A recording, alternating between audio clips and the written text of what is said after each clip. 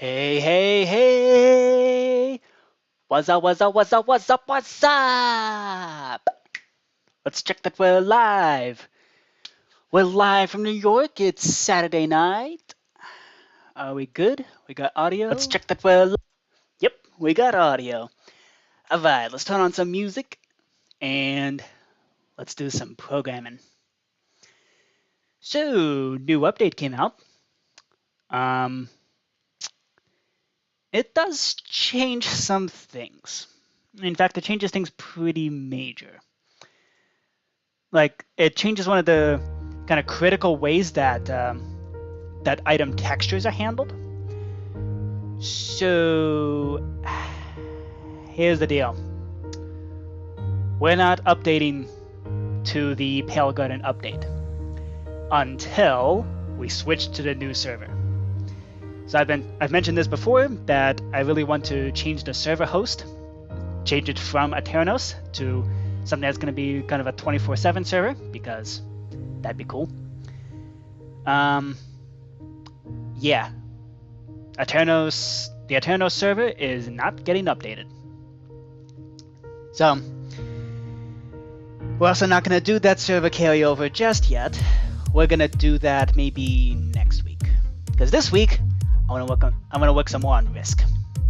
So yeah, we got our coding music on, and let's maybe turn down the audio there, because that's a little bit. I'm seeing the bars are going to yellow there, so that seems a little bit much. Y'all gotta be able to hear my terrible voice, right? Because that's the whole point. Otherwise it's just a time lapse. It's just a time lapse that doesn't have a that's not sped up. Which, yeah. So, epic coding montage. Here we go. So I've actually done some coding off camera. So last time we did the attack cycle, and we've handled all the card functions for both Risk and Castle Risk. So, excuse me. Off camera, I got the main game cycle for Castle Risk. So right now we're going to do the main game thing for regular Risk, and then we need to do the pre-game. This is going to take a while. Like a really long. Well, it might not take a while, but it's certainly going to be quite complicated. So let's finish this up. So we need to enable plain cards, as well as the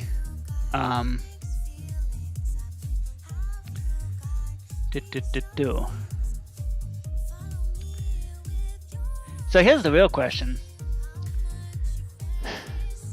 Perhaps we should do with Castle Risk, you can play diplomats and reinforcements and stuff like that at the same time that you're given cards to actually play, which is fine. And you do that before the attack cycle. But I think in this case it might be better to first get your army awards and then play your card sets. So actually I'm going to introduce another phase. So phase 1, give the army awards. Phase 2, we begin the attack cycle and also enable card sets. So this is going to mirror the Castle Risk, where we enable the ability to play diplomats and all that other stuff, and then we also enable the attack cycle before in this case. So what attack cycle before does, if we go into that, is over here. Wow, my computer is running super slowly. Right. So it summons a boat, it does all the stuff, and then it disables the ability to place diplomats or reinforcements which is this block and this block. And then we also need to disable card sets. So that means this one.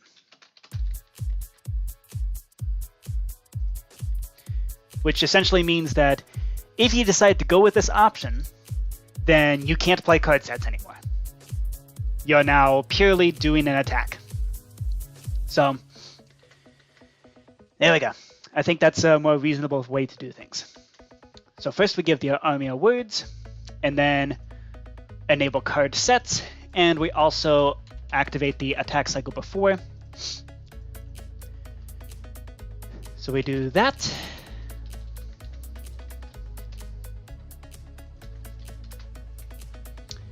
And then phase 3, we give cards for having a successful attack. So this is just literally just going to be the draw and discard. It's just going to be pop draw for a player. Then after that, so you get a card for a successful attack. We then have to remove players who run out of armies. So we're going to do, I think K armies already keeps track of how many armies a player has. Yeah, K army. Okay. So in that case, we do execute as at A, predicate equals risk in dimension. Right. Let's just copy this. K army is less than is 0 or less.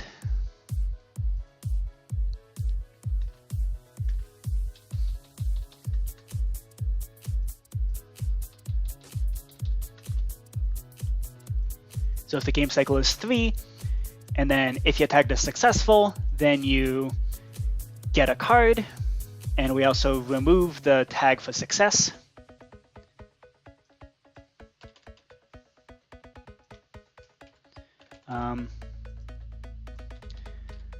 Run tag, remove success. Okay, so we do one of those. And then, so that deregisters the player. And then from there, we get onto the troop movement. So this is basically just going to be if score k temp k game cycle matches 4. Can we go straight from 3 to 4? Yeah, I think we can. So if it's 3, then add 1. And then if we're in phase 4, then we activate troop movement. 1256-6. So this is the point where we then allow troop movement. Set block there, amethyst block. Oh yeah, that's another thing we did last time. We enabled troop movement. So we need, at this point, we would need to place another thing to basically confirm that troop movement is done. And that will do rotate turn. Okay. So this is actually surprisingly simple. And I'm pulling a mumbo here. It's just saying, it's quite simple, really. And troop movement. So this would activate game cycle risk.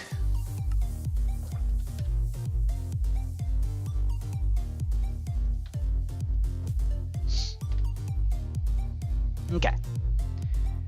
So I think that takes care of the main game cycle. Once again, Castle Risk is significantly more complicated than regular Risk, even though regular Risk has more phases. And it has freaking troop movement. Okay, the troop movement kind of makes up for the complexity in that case.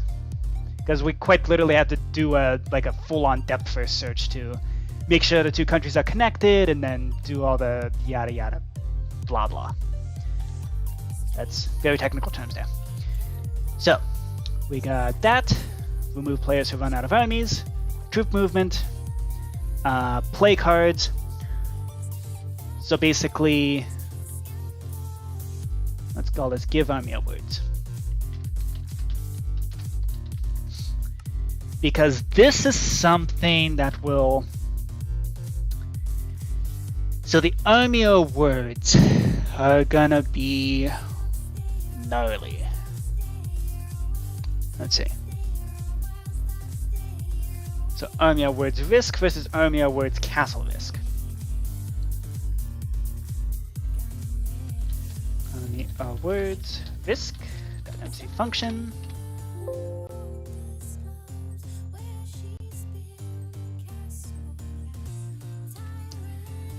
Okay, and this is army awards castle risk .mc function. These are going to functionally work like reinforcement cards. So both of these functions are going to need to, are basically going to need the code that we already have for placing reinforcements. So we got reinforcements, which is this stuff here. Oh, is that it? Or just placing stuff from a buffer? And then we need to place an amethyst block there. Okay. It's actually pretty simple. Okay, execute in, board games risk, run set block, 1256.5, amethyst block. Okay.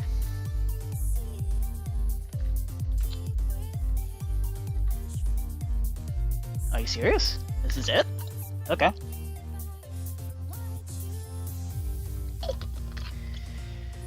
Well, in that case, I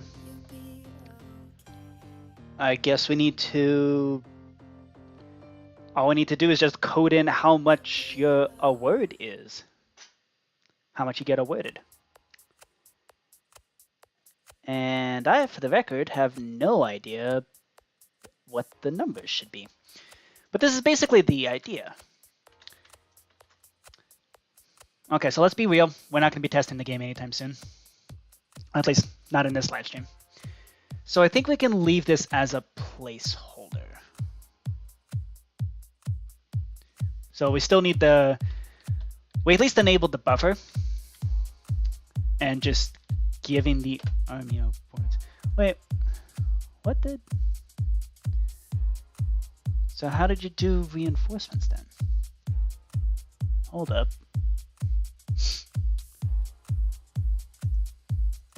So if this did that, how do you actually place the reinforcements? Oh, is that what the punch does? So you selected a country. That's a destination country. If you punched a country while buffer is active, then you're trying to place stuff there.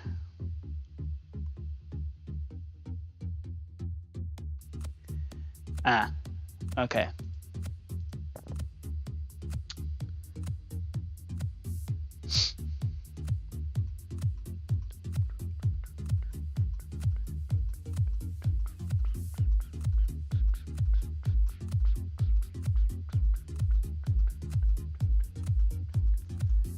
Uh-huh. Okay. So this is... That's going to make things complicated. Because here, when we have, I think, attack cycle before? No. When we confirm our movement, when we hit confirm with the tokens,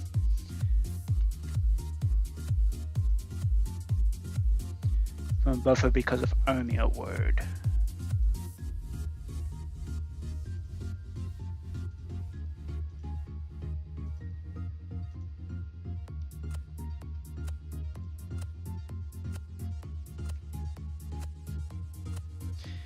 Okay, so it might be easier if we just do, if that's an amethyst block and the other block is also an amethyst block.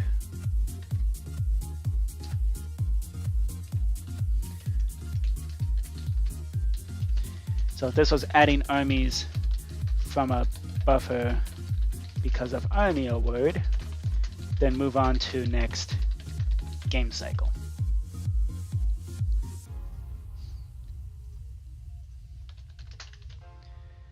So if that's also an amethyst block, then we got to do all this stuff. And if that's a 1258, we got to do regular risk, the regular risk game cycle.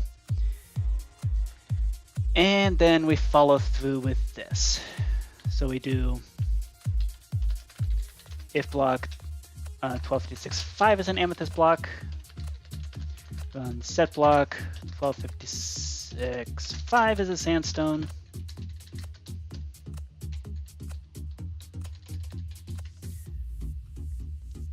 And then we return that. Okay, so this is all kind of one big block. And at this point, there should not be any buffer, so we can just do this.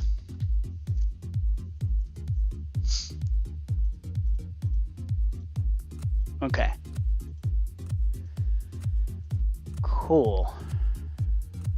Cool, cool, cool. So I think with that, we can keep this okay. We just need to go over here.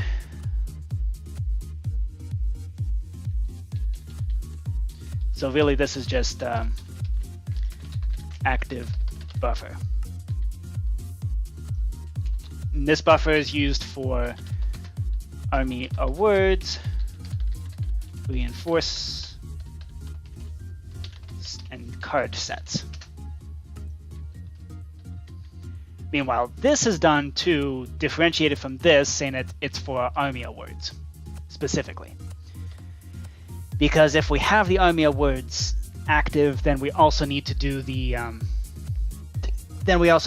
thing where we rotate the cycle. Okay.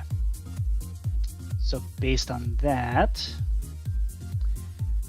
that means in this, when we actually activate the army words, then we need to place amethyst blocks in both places. Okay. To basically mark the fact that this is not just a buffer, this is an army word. So, based on this,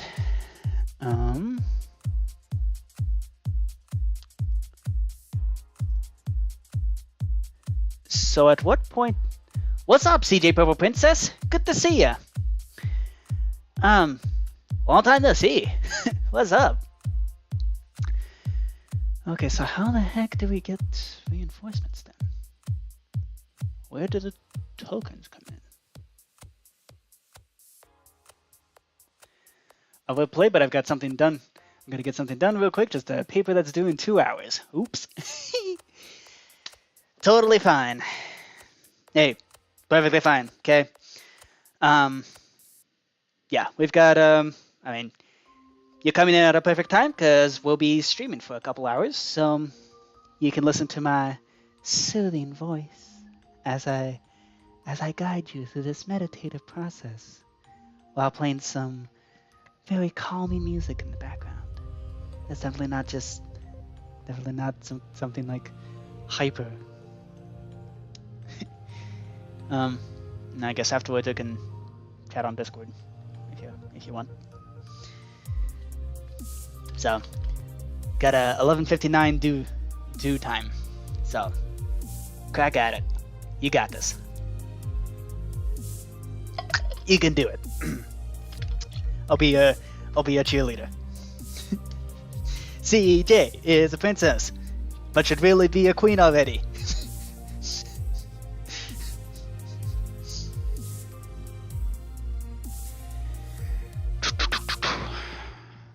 Okay. See, now the question is, at what point do the cards actually get at what point do the reinforcement stuff actually get activated? So it does that. Oh.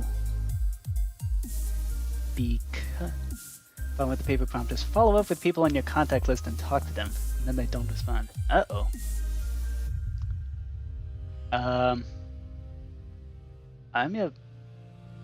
Sorry about that. I mean, I'll talk to you. Did I miss any messages from you? I don't think so. I hope not. And again, I've been bad about just reading people and then forgetting that I've leaving people unread and then forgetting that I meant to text them back. So, oops, that might have happened. I hope not. Right. So when we punch the country with the buffer active, then you're placing armies there. At which point you get the tokens.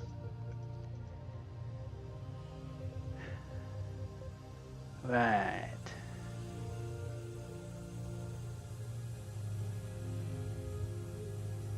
Okay.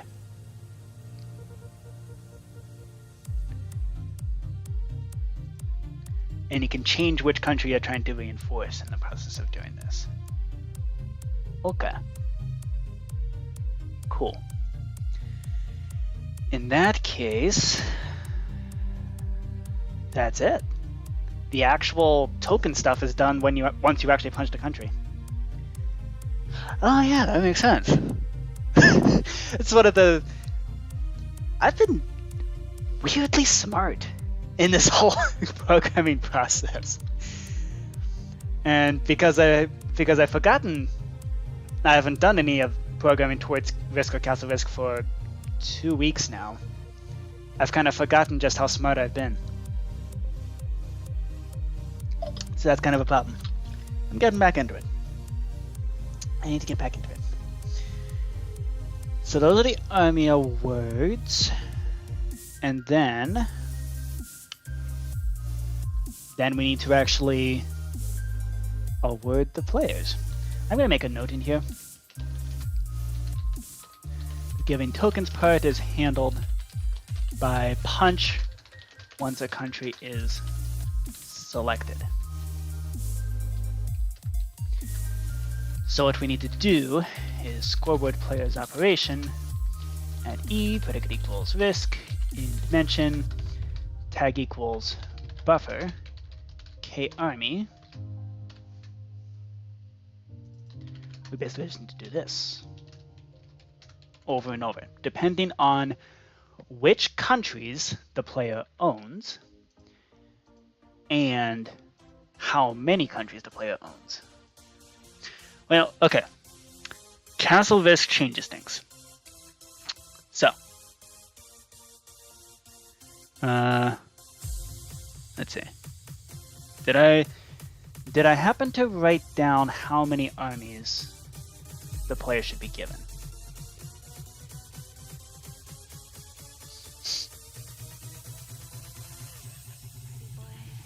So those are the models. Okay. Turns out I did not. Okay. But I did save PDFs. So, the rules of Castle Risk. So, here is Castle Risk. We basically need to copy down, we need to figure out the detection, and also copy down the actual stuff here. So,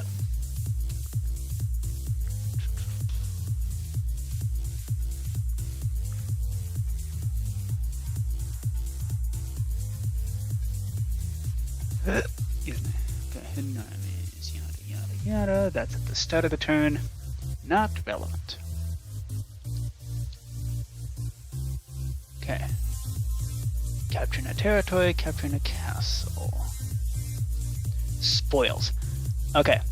So at the end of your turn, collect any spoils you're entitled to and distribute them in any way to territories you already occupy. Perfect. So, this should be 4 armies per empire, 6 armies for all of the independents, and then 8 armies per castle. Okay. That seems pretty reasonable. What do the risk rules include? Why do I have Battleship open? I'm playing Risk, not Battleship. Okay. Meanwhile, for Risk,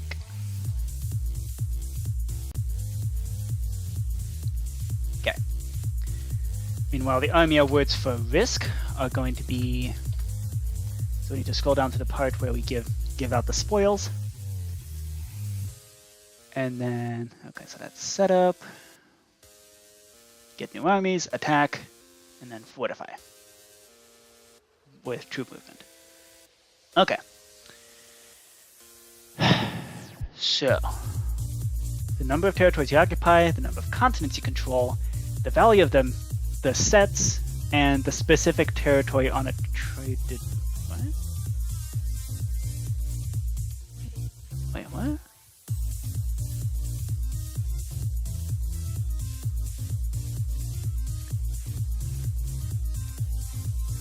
Okay, so that's for card sets. Oh, that's why all the cards have different pictures of the country.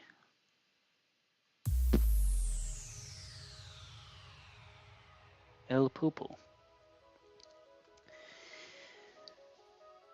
I've totally forgotten about that part. You know, that I just straight up didn't read it.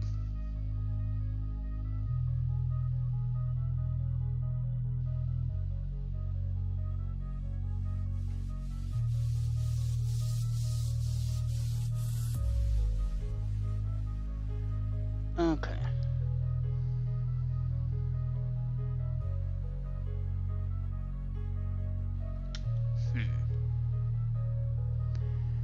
Okay, so this is actually important for card trade-ins. Like, for the sets. So let's do that, actually. If any of the 3 cards you trade in shows the picture of a territory you occupy, then you get 2 extra armies.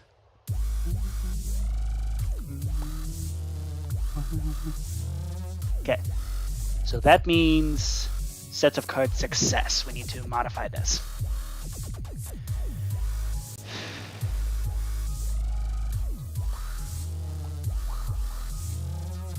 Okay, so this is if any of the cards you trade, if any of the cards in the set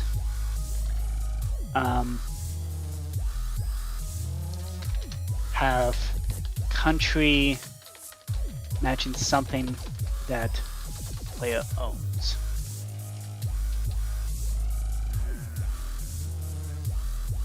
How the heck do we do that?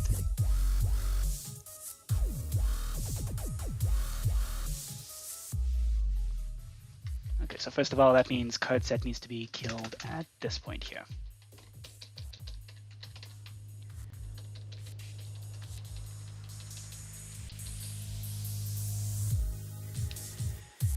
Okay. But only one of them really counts. Actually, nah, multiple should count. Okay. So what this means, first we need to detect what country the player has. This is in sets of cards validate. Already has Design Wild, Design 1, Design 2, Design 3. And then we can have some extra lore pieces for what country is pictured on the card.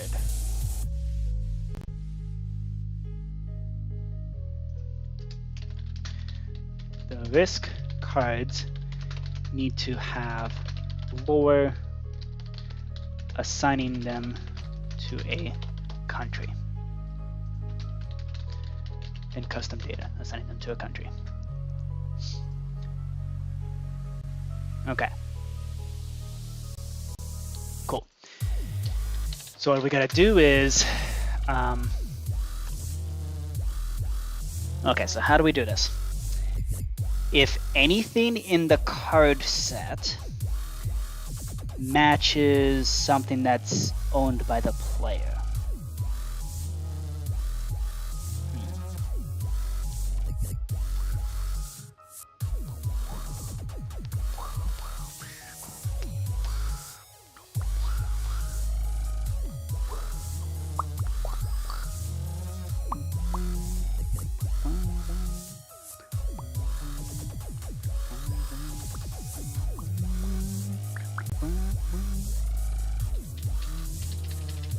Okay, so let's do scoreboard objectives, add bonus country 1. 6, 7, 8, 9, 10, 11, 12, 13. We're going to have 3 different cards here for which one has a bonus country. And what we're going to do is we're going to do execute if entity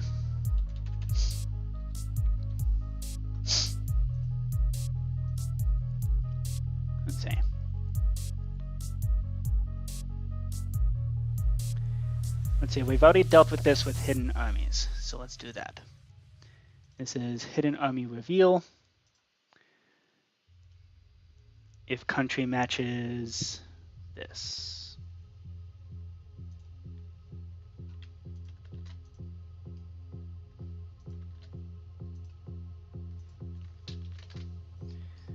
Okay.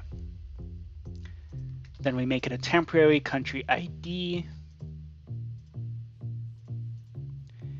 But except in this case, we do predicate equals risk in dimension, tag equals card set. And actually the actual card sets, are they an item display or are they an armor stand? Armor stand. Okay. Card set. So if any of them have a country 1, I need to do that. Okay. So we do replace at S with at E that.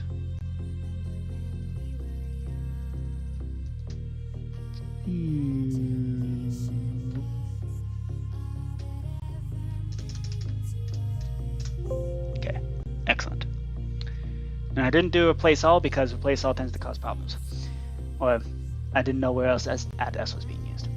Okay, so this assigns country ID.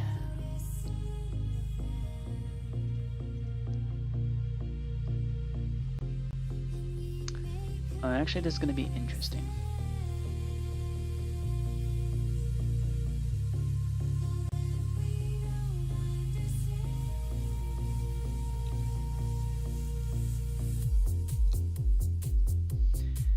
K-temp, we're going to replace country ID with bonus country 1.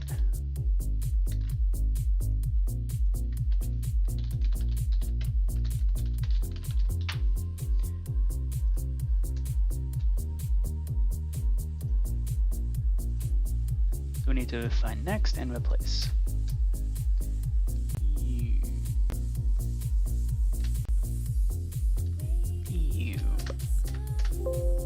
Okay.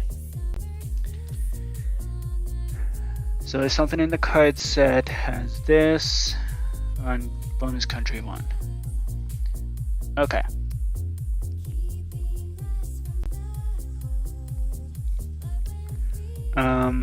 Okay, so let's actually do this.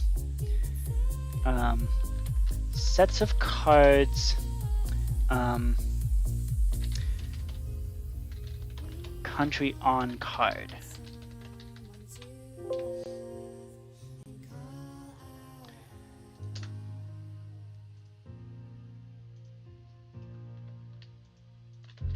So we're gonna remove this.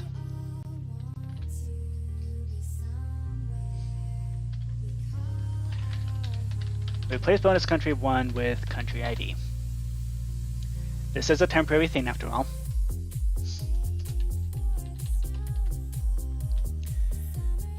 So from there we go, so first run the function risk the cards we call this function sets of cards country on card.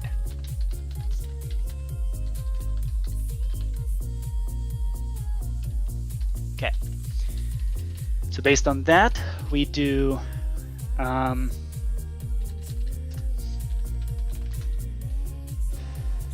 so we do execute if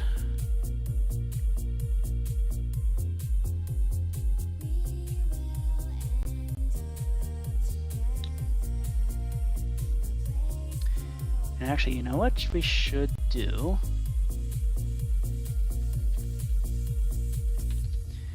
Okay, let's swap all this back to @s, and in fact replace ktemp with @s. So this way we assign the country ID to the actual card set itself. Country ID gets assigned to the actual card in the set, which has that country on it. And we're going to do execute as @a or @e, predicate equals risk in dimension, tag equals card set. And that. Now, okay. Let's see. So, so let's see if we can do something here. Essentially, we want to say that if the country that the card has matches something that the player owns, so here's the thing. Minecraft is terrible with lists, which means it doesn't have the concept of a list. So essentially what we need to do is, like, we're trying to figure out an intersection kind of thing. We want to see, does this list of 3 things match with this list of countries that the player owns? Now, intersections are very difficult. You basically have to figure out, does anything in the first list match with anything in the second list? Which is easier said than done. So the way that I'm trying to plan out how to do this, essentially you go through each of the every single one of the production class is finally closed. Does that mean the paper's done? Anyways, what I'm doing here is I'm going through each of the card sets, each of the cards there, and I'm going to go one card at a time and check if that one element matches anything in this list here. Yay! CJ Purple Princess! Woo woo! Okay, nice job on that essay.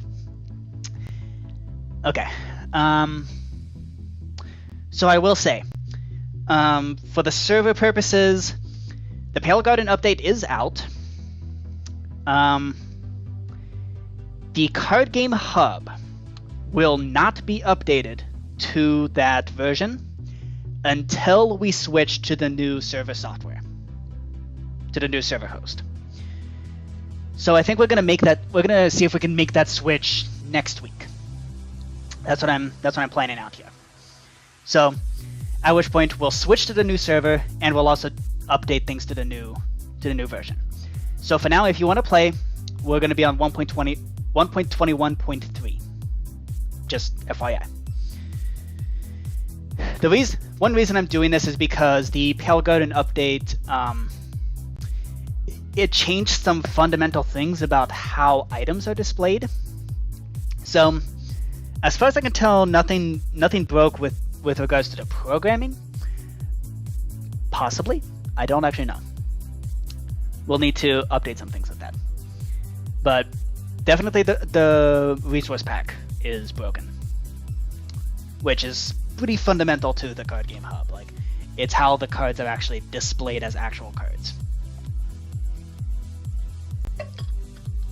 So I guess if you want to play with purple and black checkers, then unless you want to be playing with purple and black checkers that have various names, yeah.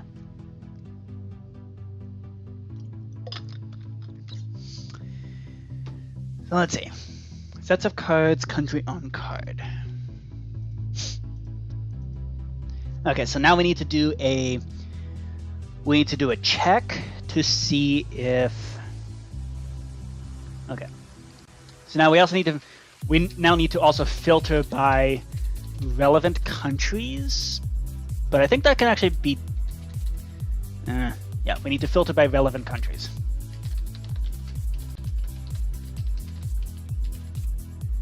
So we need to do execute if entity at s, tag equals player1, run tag at e, predicate equals risk in dimension, tag equals country, tag equals player1, add relevant.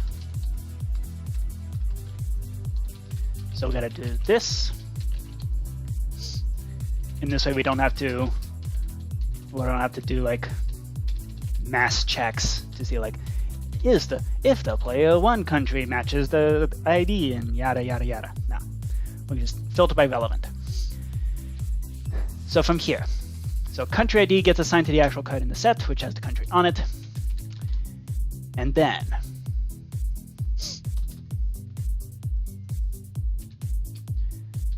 so from here, we now do the one thing at a time check. So we have scoreboard players operation ktemp country ID equals at e predicate equals risk in.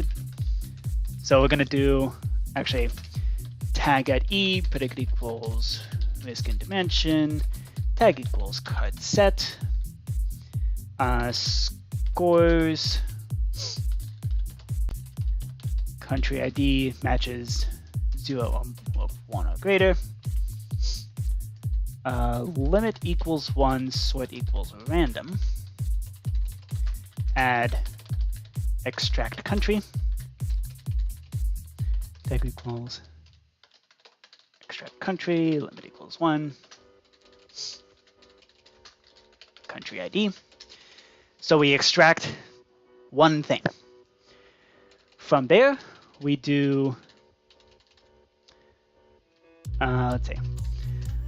From there, we do execute if entity at e, predicate equals risk in dimension, tag equals country, tag equals relevant, has the predicate risk match country ID. So this is saying, so we pick one number from a list of 3 in our card set, and it checks. Is that number present? Is that ID present in any of the countries that the player owns? So, if it does, then we run scoreboard players add at e predicate equals risk in dimension,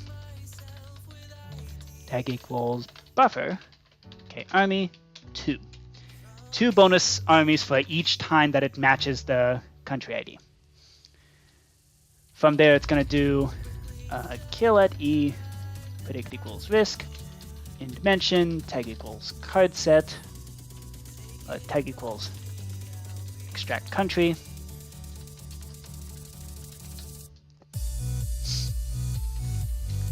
Okay. From there, we just repeat this 3 times. And if that doesn't remove all the card sets, then this certainly will. So if any of them were wilds, then they don't get assigned to a country, and yeah, you got that. So you get 2 extra armies for each match of country that you have. Okay. And then we need to do some cleanup work. So this is cleanup, risk in dimension, tag equals relevant, remove relevant. So actually let's do relevant match, because I don't know if the tag of relevant is used anywhere else.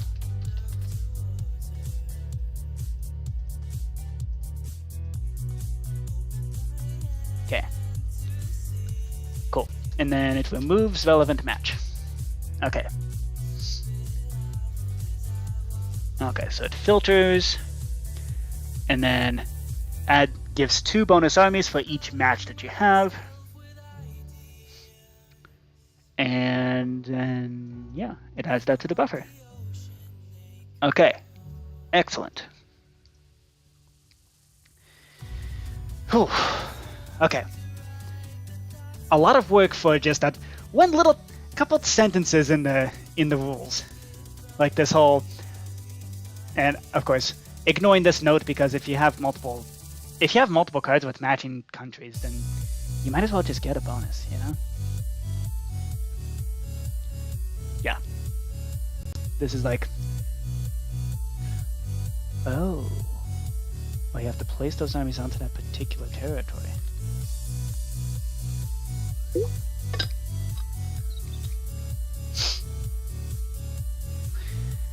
I forgot about that. I didn't consider it. Okay. In that case, that actually makes things simpler. It's not added to the buffer. It's just directly added to the country that's on the picture.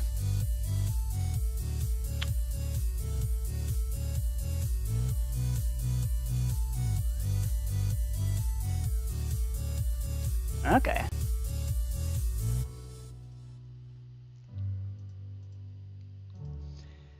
So we still extract country, set the country temp country ID to the extract. And then if you have a country with that is yours and that matches country ID, then we actually add it to the country.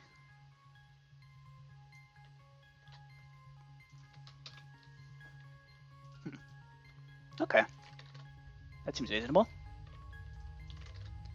So actually we don't need to do any kind of execute if or anything like that. We could just do this.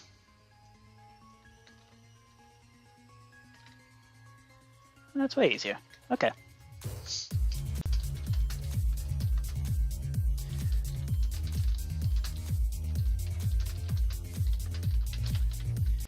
Add 2 armies to each country that is on the card.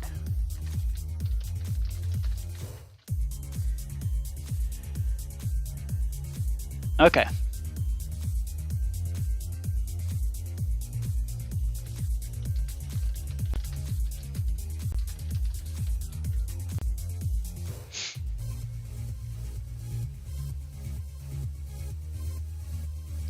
So actually we should do, I don't know if this actually executes as the player. So we're going to do tag equals player 1, tag equals your turn.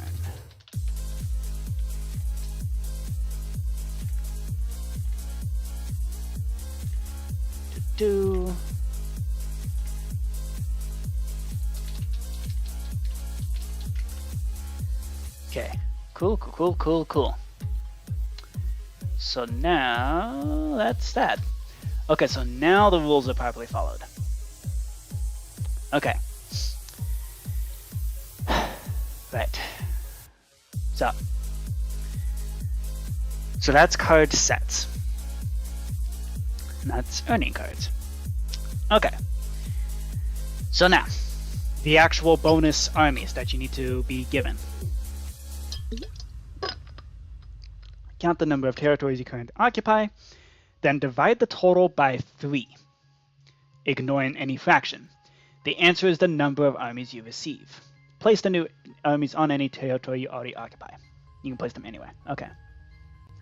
And you'll always receive at least 3 armies on a turn, even if you occupy fewer than 9. Okay.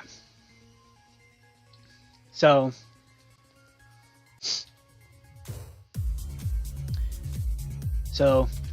gain 1 army for each 3 countries that you own. Round it down. And for a minimum of 3. For a minimum of 3. Okay. From there, excuse me. Okay. Continents.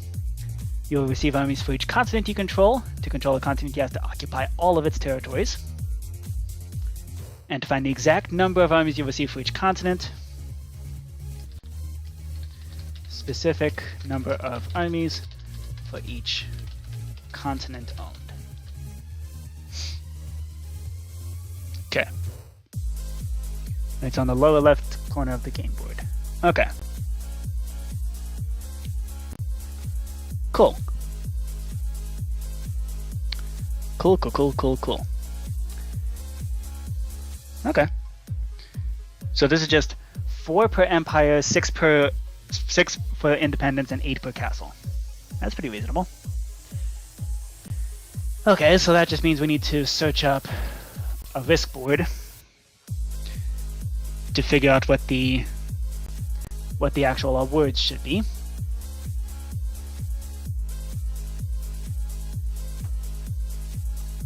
Okay. So there's a teeny tiny number there. Let's open the image in a new tab.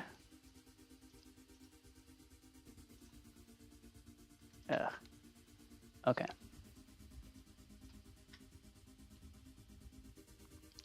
Okay. So based on this, okay, so we're currently working on risk. So that's Australia equals 2. Asia. Okay, so I think I just need to write this down. Okay, so Australia is 2. Asia equals 7. Europe equals 5. Africa equals 3. North America equals 5. South America equals 2. Really? Huh. I feel like that's rather unbalanced. I mean, I guess. Okay. Sure, why not? I mean, we can always adjust things later, right?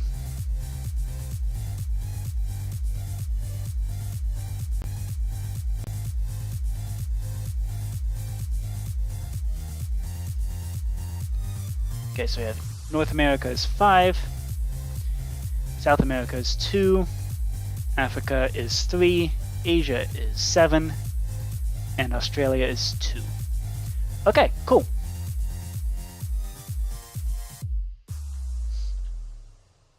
Cool. In that case, okay.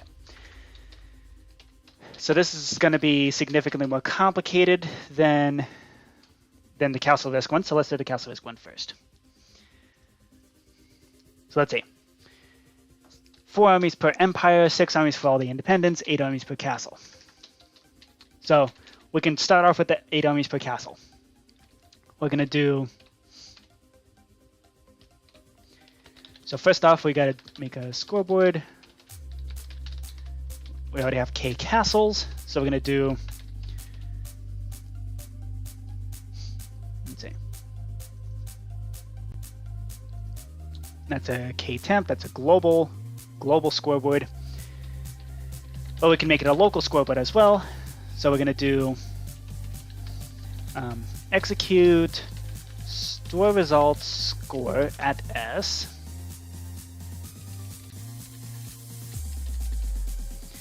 Oh, you know what would make things smarter? Are we already doing a thing where we're executing as the... Wait, are we? Hold up. Words. Okay, so this is executing... I'm going to mark here. Executes as the player who is getting awarded. Okay, that's useful. If entity at S, tag equals player 1. Store results score at S, K castles. If entity at E, predicate equals risk and dimension, tag equals player 1, tag equals country, tag equals player 1, is also tagged as a castle.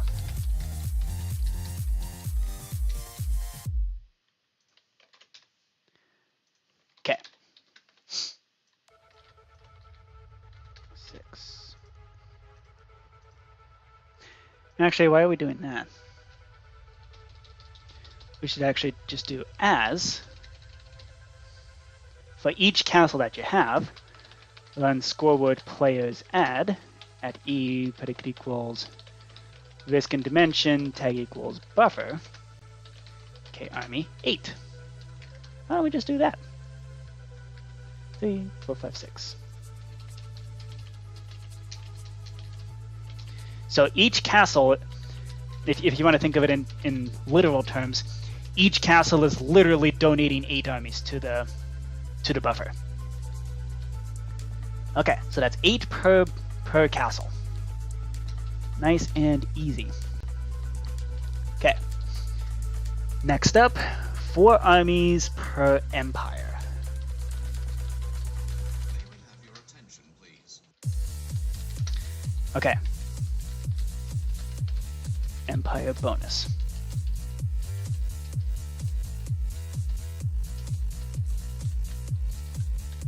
One, 2, 3, 4, 5, 6, 7, 8, 9, 10, 11. So we need to detect whether or not the player actually occupies the empire. So to do that, we need to go over to the map. And since this is a castle risk, oh, this is actually interesting. Okay. So this is where we're separating the map and the game actions is going to start making things a little bit tricky. Because this whole 8 armies per castle, regardless of what map you're on, you're still going to get 8 armies per castle. But now we need to do a thing here. Actually, do we? I don't think there really needs to be anything special. Because the country IDs are separated enough where it just doesn't matter.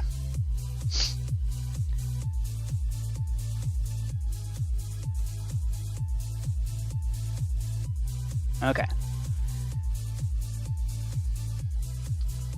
So let's actually pull up the picture of the labeled map.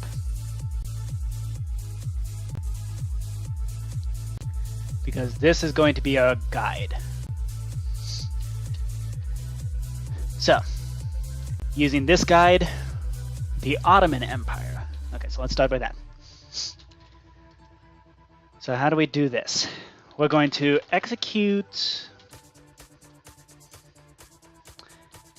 store result score. Okay, let's first isolate the run predicate equals risk in dimension, tag equals country, tag equals player 1, add relevant.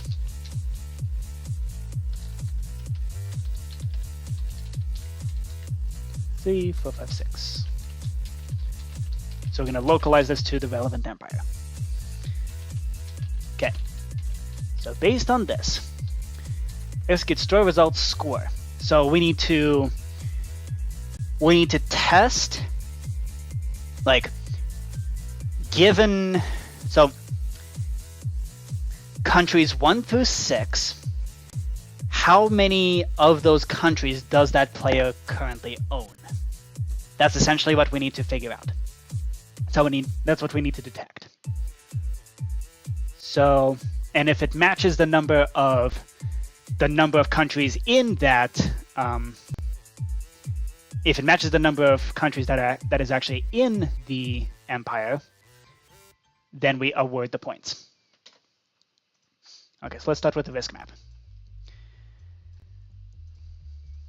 Score, K-temp, we have empire owned.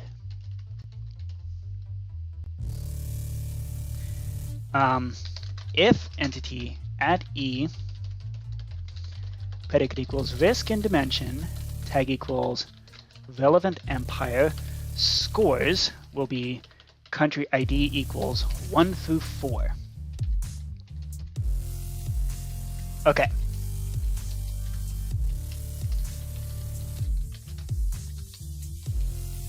Australia's 1 through 4. And then we do execute if, score, k-temp, empire owned matches 4. Then we give you the bonus. Global players add E predict equals risk invention, tag equals buffer, K army, add 4 to that empire. Okay. And then next up, Asia, which is 5 through, looks like 16. And then if the actual owned is 1, 2, 3, 4, 5. Well, 5 through 16 should be 11. There's 3, 4, 5, 6, 7, 8, 9, 10, 11, 12. I know you're a monster. Wait, what? 3, 4, 5, 6, 7, 8, 9, 10, 11, 12. So it matches 12. Okay.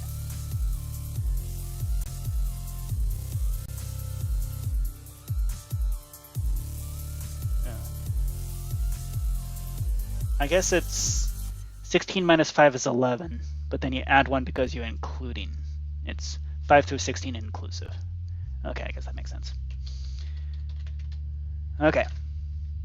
So then Africa is, nope, we do Europe next. Europe is 17 through 23. And this is why we did the country IDs in this very specific way. So 23 minus 17 is 6, plus 1 because we're including. I know you're a monster. So it's 7. 3, 4, 5, 6, 7. Yep. Okay. Africa is going to be 24 through 29, which is 5. And so you add 1 for 6 countries total. 1, 2, 3, 4, 5, 6. Yep. Okay. And then North America is going to be 30 through 38.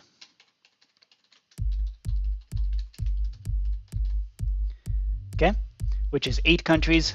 Well, actually, it's 9 countries total. Right? Yep, 9. Okay. So the South, and then South America is IDs 39 through 42, which is 4 countries. Really, that's it? Okay.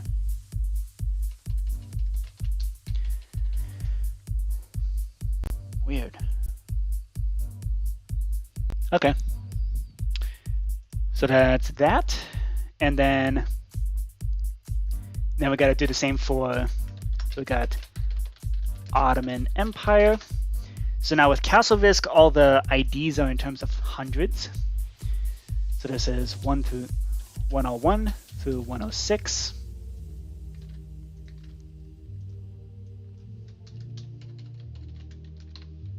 What's up, Agent X? Good to see ya. We're currently coding in the bonus armies that you get for owning empires and stuff like that. So we have Austrian Empire is IDs 107 through 111. This is probably incredibly boring, but that's, I mean, what are you gonna do? Okay, so that's 6 countries. No, yeah, that's 6 countries. And then, yes, more risk taking. That's exactly what this is.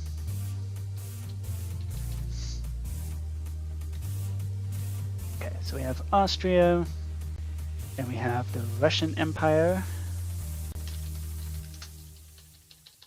This is 112 through 117.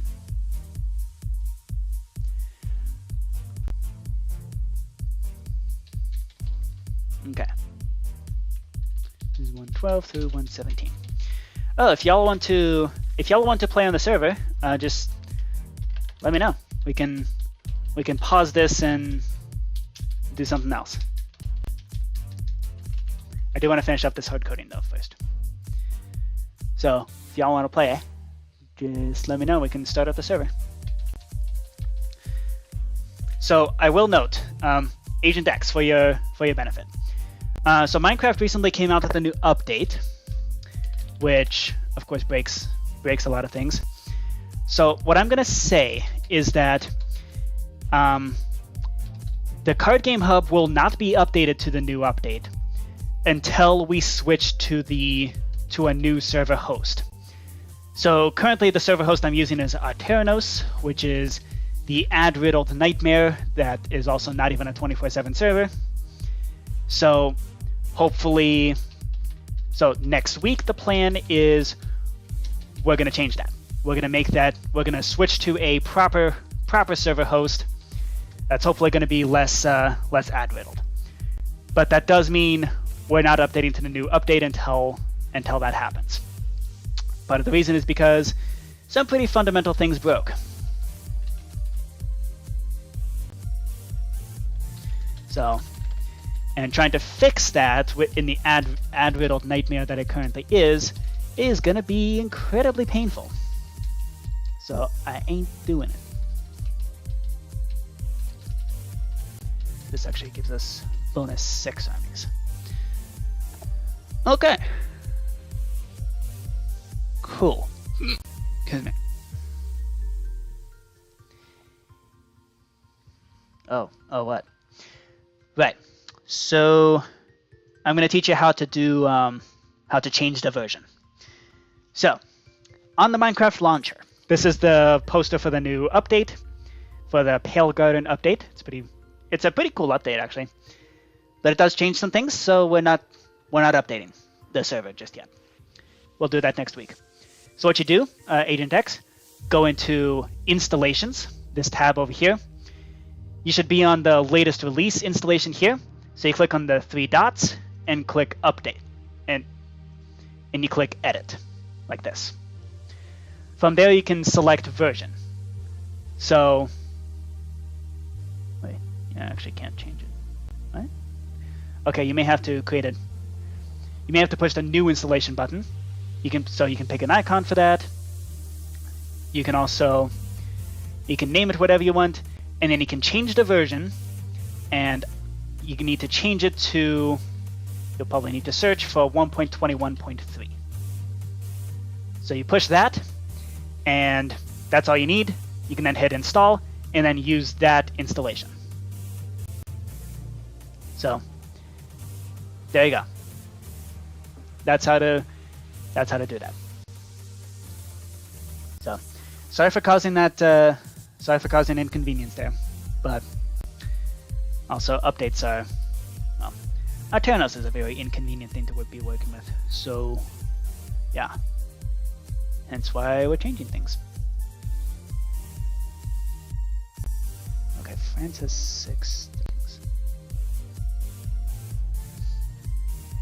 Wait, it's British Empire. That's what this one is.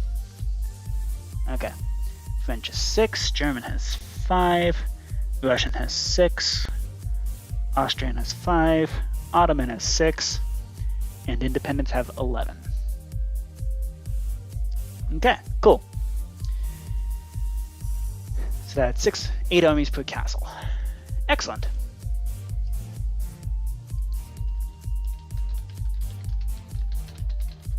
Remove Empire owned. So now based on this, okay, so then we need to do some cleanup.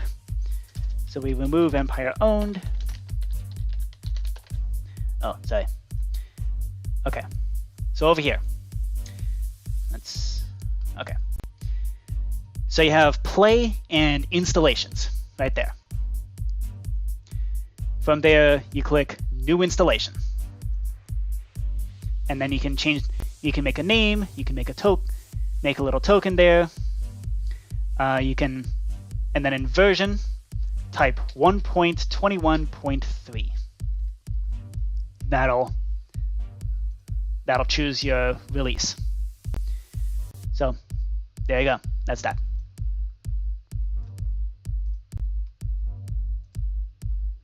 So yeah, hopefully that works out for you. So then from there we need to do risk and dimension tag equals relevant empire remove relevant empire.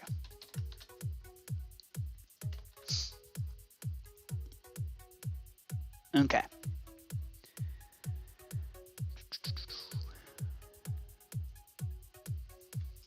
So that is castle risk. Next, we do the ones for risk. And here we have separate, different awards for different continents. So, and then we also have the extra thing here. So rather than testing for castles, we add relevant empire. And so what we do is, oh, you went in the Java edition tab. Yeah, that might do it.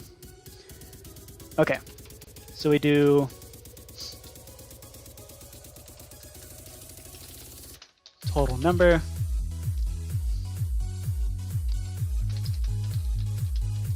So total number of countries owned. So we do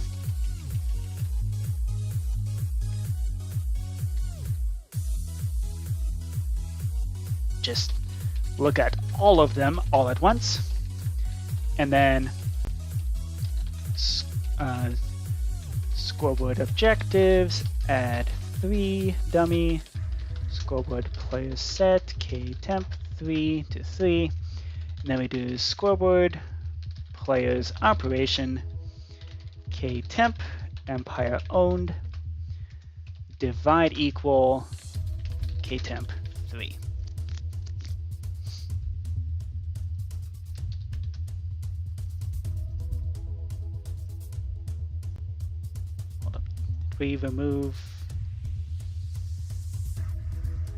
Did we remove the extra example 10 at this? Yes, we did. Okay.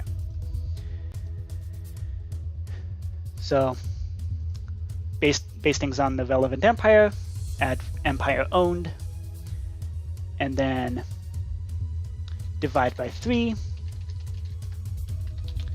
And then we do players operation, add E, predicate equals risk in dimension, tag equals buffer, k army, plus equals k temp empire owned.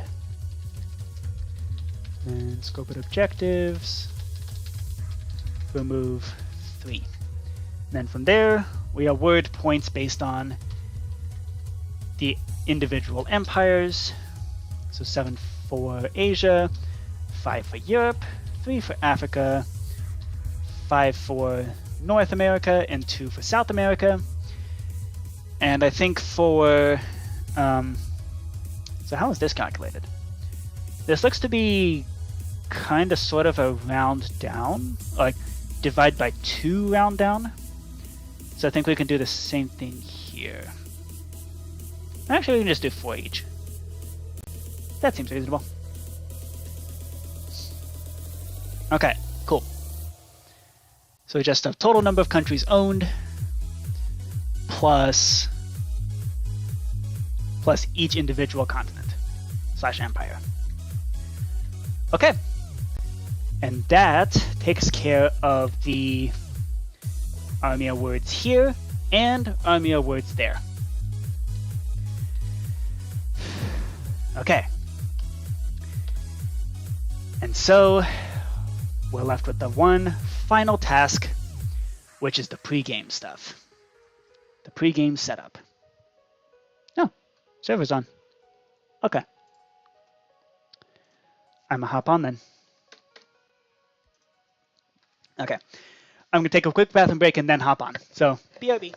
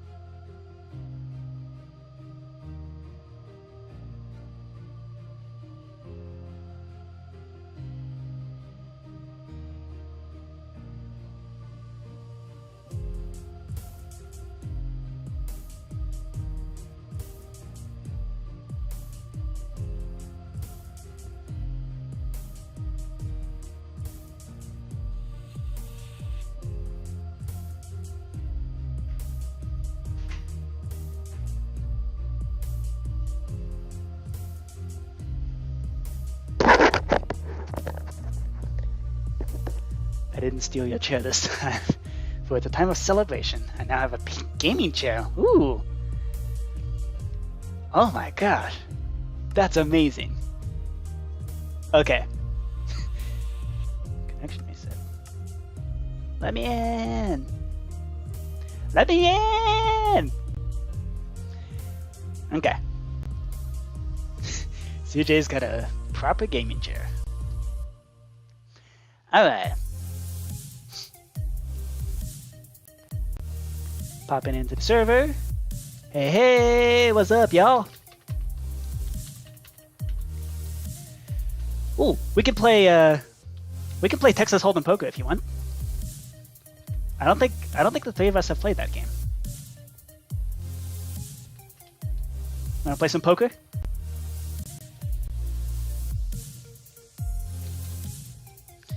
Okay, so here's joke for y'all. How do you make Lady Gaga mad at you? You poke her face.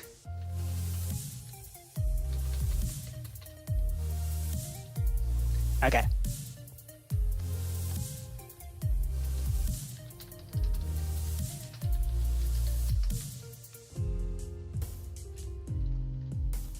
Texas Hold'em Poker.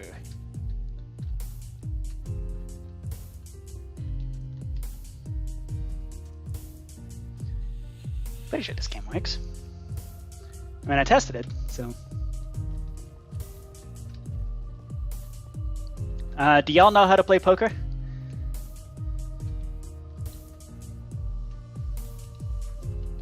Alright, you're reading up. So, how to play poker.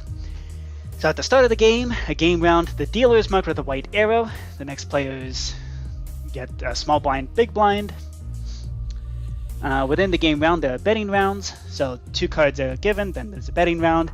Then 3 cards, then another bet, then the 4th, then a bet, then a 5th, then a bet, and then all the cards are revealed. And yeah.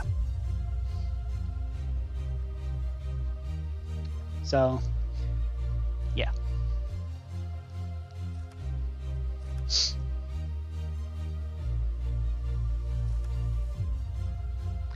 Then 1 card is placed, then another betting, then 1 less card, then another betting round.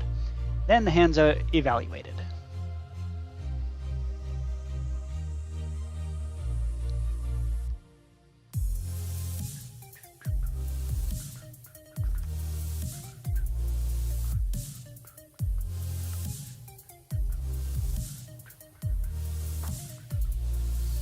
So during your turn, you can throw away your cards and forfeit your earnings. You can call/check, which brings your contribution up to the current bet and adds the difference to the pot. And if the current bet is 0, then you do nothing with that, your turn ends. And you don't change the bet. So basically, you don't change the current bet, and if there is an active bet on, you bring your contribution up to that. So that's that. And then so fold, you throw away your cards. Call/check brings up your contribution. CJ, if you want to turn the page, or whenever you're done reading.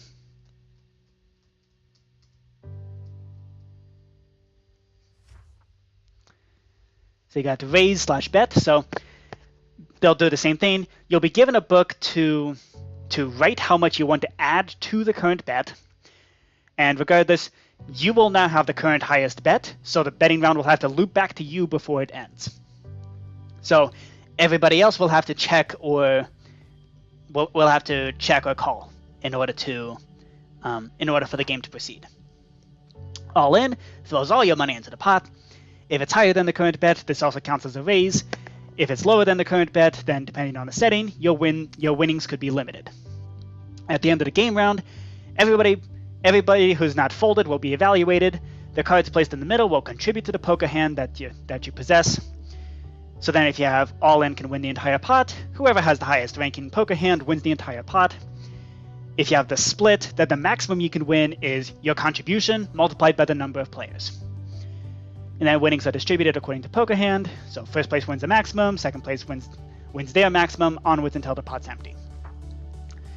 After the hands are evaled and the winnings are redistributed, anybody who runs out will automatically get booted from the game. And then you can also add an ante, so like everybody has to contribute an ante to the pot. This does not impact any future bets. And you can also set the big blind to increase on a timer. So, there you go. Learn by doing. Yep, that's what you gotta do. Nope.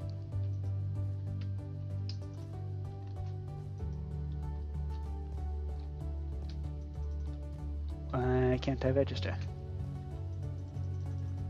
Hello?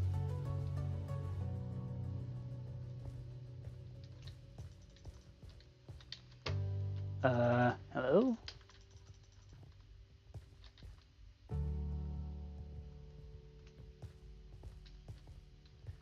Oh, I did.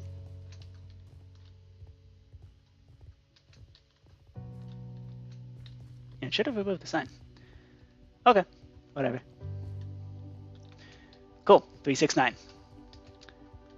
In that case, game on. Ooh. Got some very good cards.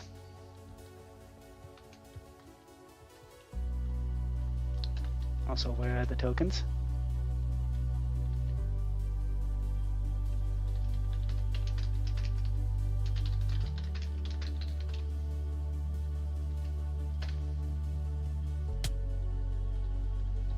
Okay.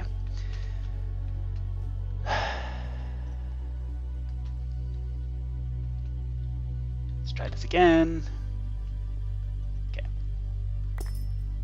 There we go. Okay. So CJ, you're the small blind. Braveheart, you're the small blind. CJ, you're the big blind. Hence why you have the giant eye symbol versus the small eye symbol there. So looks like I'm the dealer in that case, so it's currently my turn. So I'm going to check.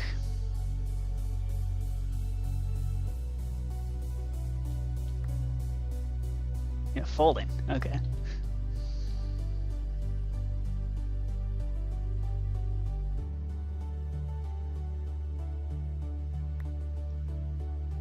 Calling/check-in. Okay, so there's the first 3 cards right there. Ooh.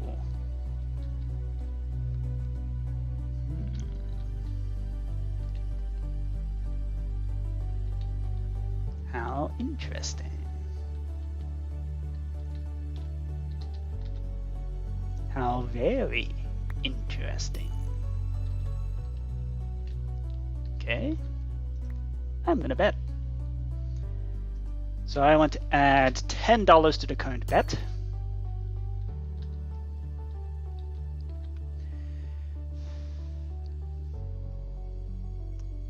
$10 is the current bet.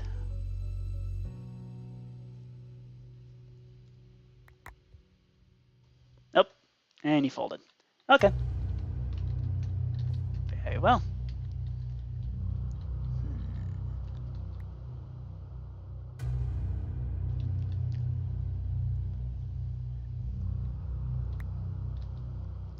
$30. That's a lot. Yeah, sure.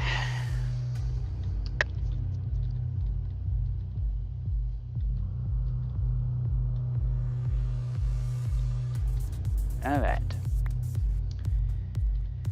A KA7. Sure.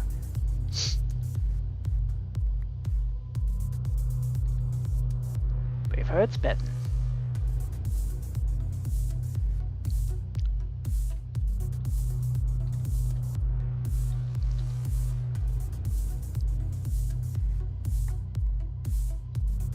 Calling/check-in. Okay. Now we got a 10.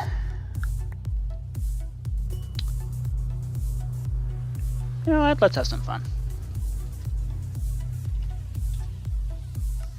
Let's make it 20.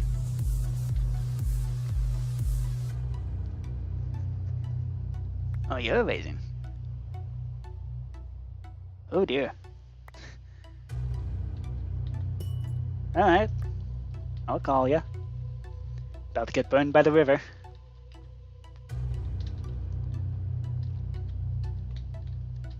What you got? What you got? What you gonna do? What you gonna do? 25. Sure.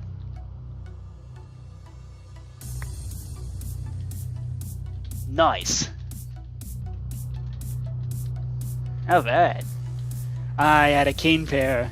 Nice. I only had a 2 pair. Like a pair of 2s. Okay. Pocket pair. Very nice. Going bet is 10.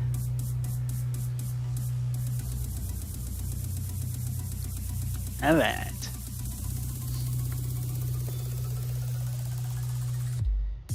Ooh. Whoever has a 2 is going to be very happy. Let's do something with that.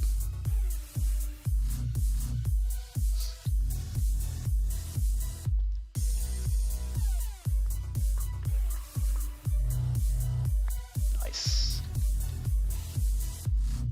Gotta scare off the competition, right? Okay.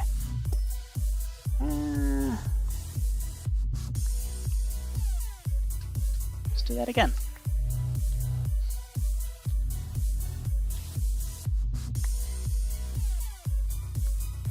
Calling/checking. Alright.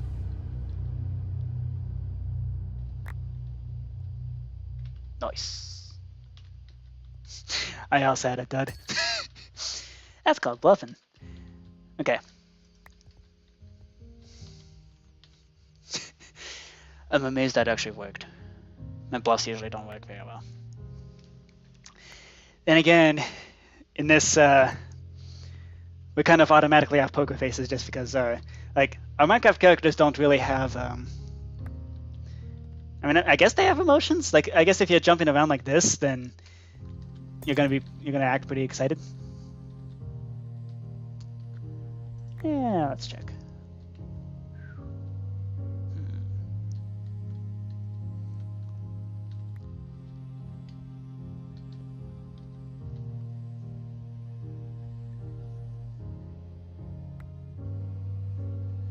$50. Wow. All right.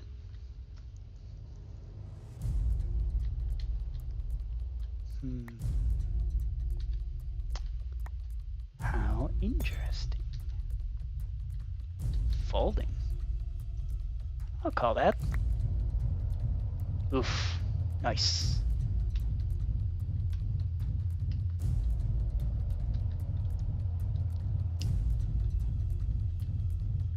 All right.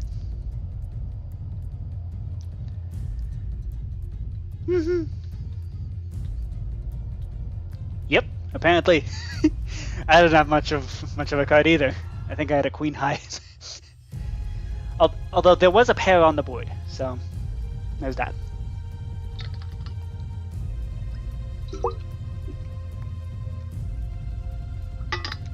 Folding.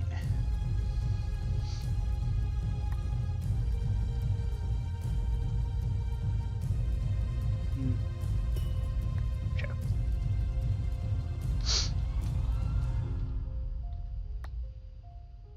Ooh.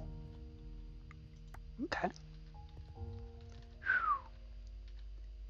If somebody has a 7 or a 4, they're going to be very happy right about now.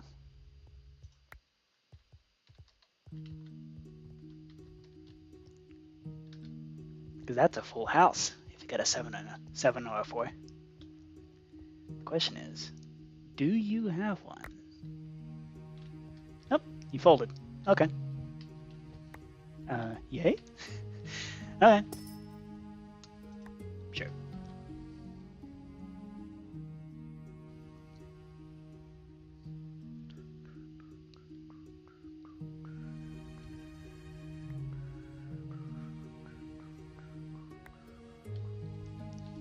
Raising by 20. Okay, sure.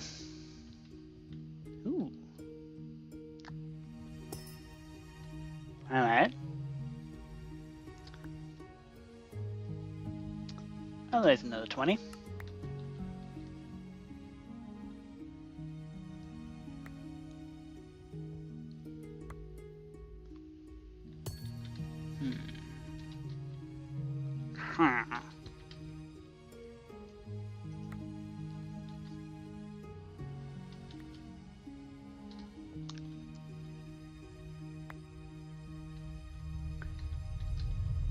Sure, why not?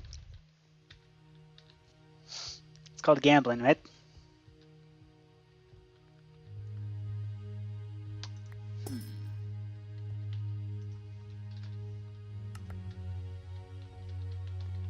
See if we can make something there. Ooh, nice. All right. All right, I'll check that.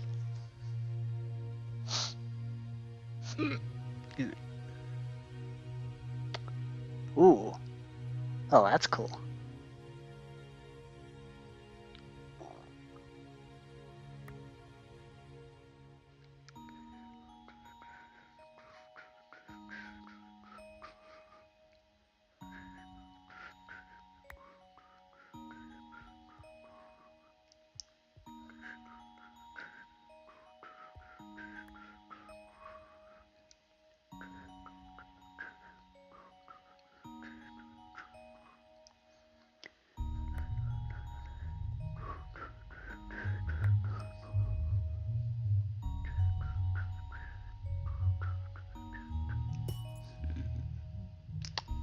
Okay. See if we can make with this.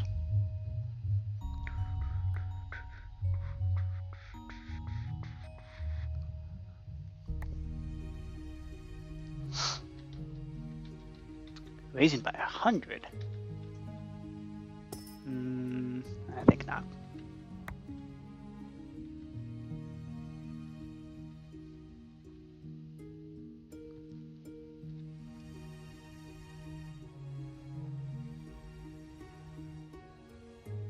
Nice. Pocket nines.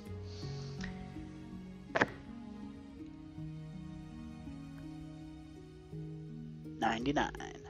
Excellent.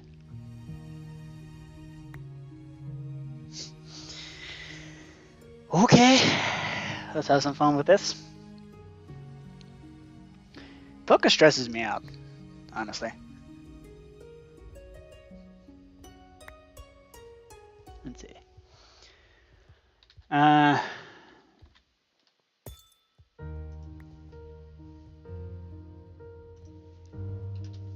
Let's do something like that.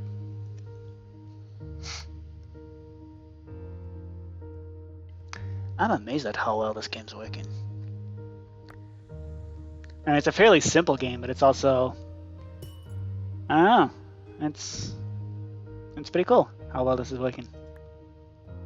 It's nice. It's working pretty fast too. So can't complain about that.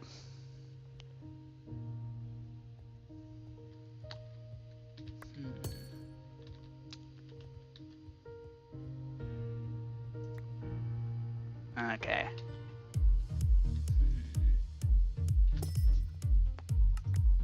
See if I can squeeze some money out of you. All in. Wow.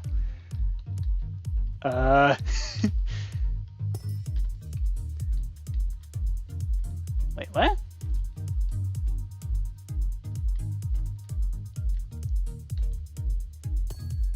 That was weird. Yeah, I think it should. The game's a shark. Yes, it is. Yeah, that's a good idea. I'm going to write that down as a suggestion.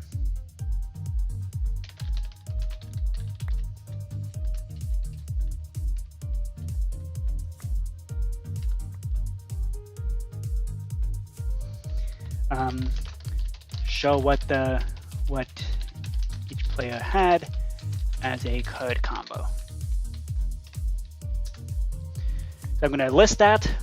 However, that change will not be implemented because It's weird that you're still in the game. Okay. Yeah, the oh, it's probably because you hit all in like at the start of the turn. So you just instantly put all your cards in. Like, you know what? I'm gonna do the same.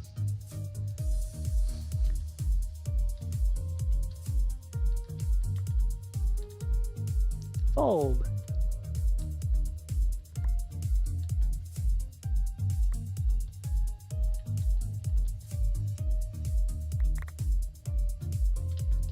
Oof. That sucks. Hold up. I won that? How'd that happen? Okay. I mean, if you want to, you can just re-register and jump back into the game.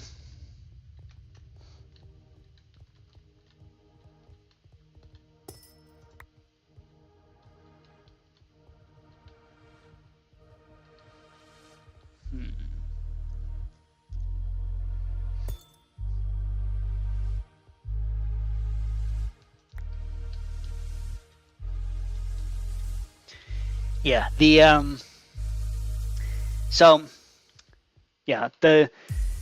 any suggestions, any kind of bug fixing is going to be implemented after we do the switch. After we make the switch.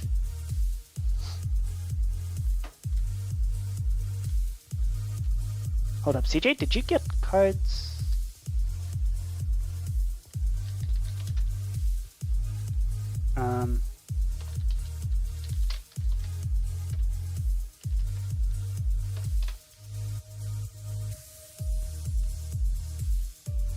You didn't get cards. Right, because... Right. Yep. Yep, because you left the game halfway through it being done. You're not going to be allowed to because you're technically not a player. Unless you... I guess you can do that. Why is it still your turn, though? Oh, there we go. Hold up, why are we all glowing now? What is happening?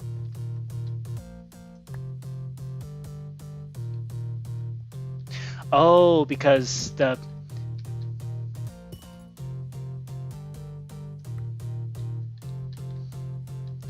Yeah, okay. The glowing is for people who have the who actually have a turn. Okay. Hey, that's cool. Wow. I actually won a game of poker. That's kind of wild. I've never done that before. Okay. Cool. Do you want to play again? Play a different game?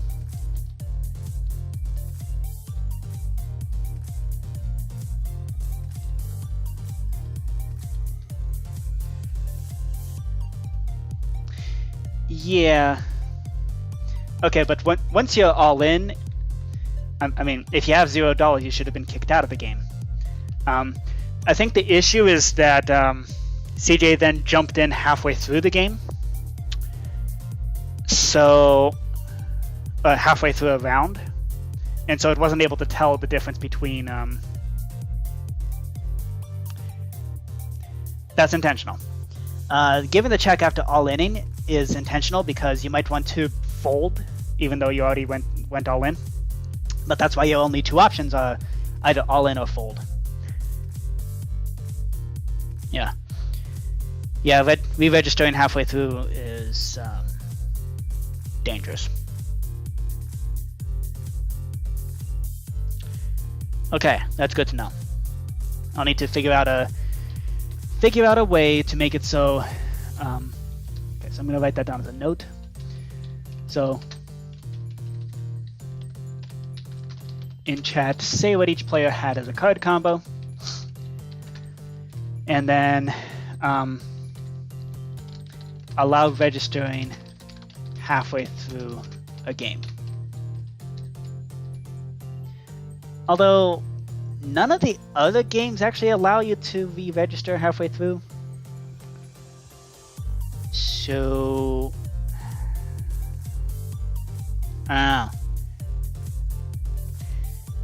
things might get complicated if we try to do that.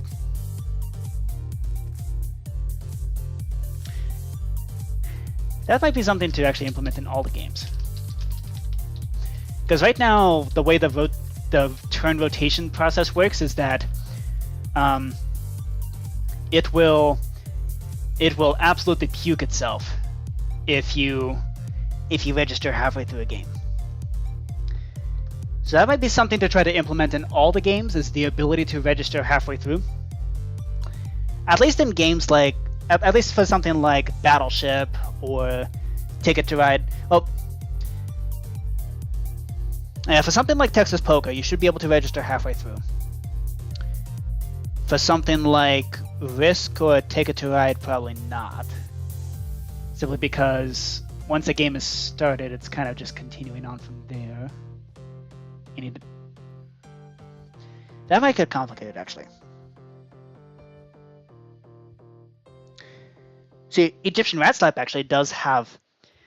Egyptian Rat Slap does have the ability to enter a game halfway through its progression. And it does that because if you register halfway through, you're automatically considered to be slapped in, as in the only way to gain cards is to slap and get cards that way. So that is a system that is in play with Egyptian Rat Slap. So Texas Poker should have the ability to also allow registering halfway through. Most other games would, well, they're kind of fundamentally not built to do that. Just because, like, so let's see, what game should allow registering halfway through? So Egyptian Rat Slap has the entering player is slapped in.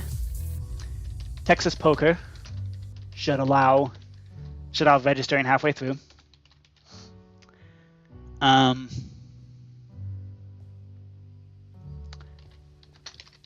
Blackjack? I think Blackjack does allow that. Just because the rounds are so short anyway, like they basically only go through each turn once.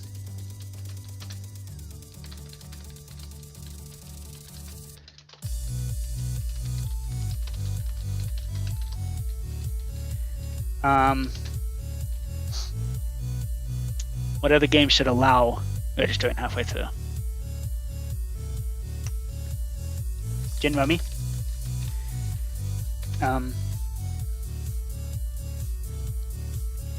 Because you're only dealing with one card at a time anyway. In fact, it might actually already allow for that.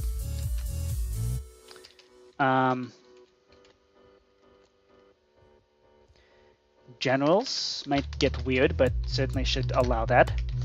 Dominoes should allow that. Apples to Apples should allow that. Mini Golf already does, because it's an infinite player thing. I'm just trying to think of what sort of examples. Minesweeper already does, Sudoku already does, because those are puzzle games. Codenames already does.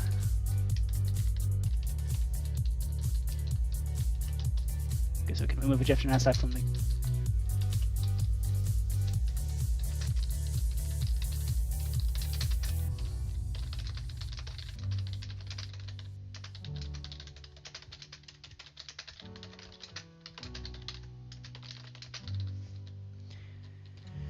Okay, so apples to apples. What else?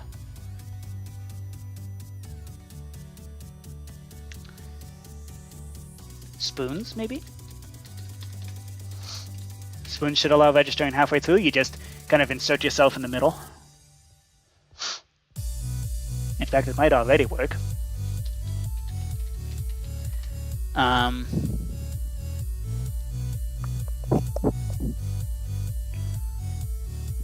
What else should allow for that? Uno. And also, might as well also have doors. So, by the way, Braveheart recently sent me something for a DOS version 2, which fixes a lot of the problems with DOS. Mainly the problem that you can win on the first turn, and that it's a terrible game. So that's a thing. That could definitely be a game that we implement. Let's see.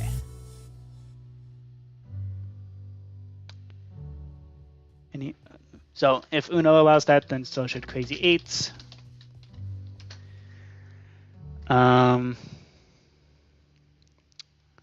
What else? Should any board games allow that? So Codenames should allow entering or coming in on the first turn halfway through. Scrabble should allow that. Ticket to Ride definitely should not.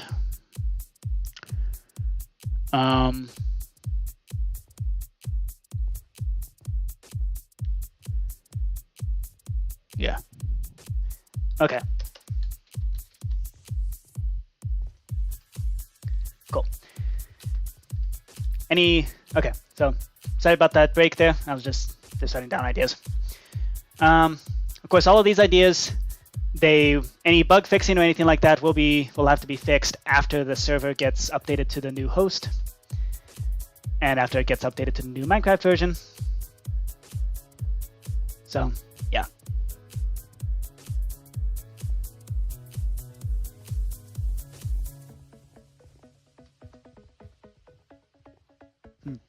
You can actually jump perfectly between these chairs. Almost perfectly. That's kind of wild. Okay. So do you want to play again, or do you want to play a different game? Maybe Scrabble? We can do Scrabble if you want.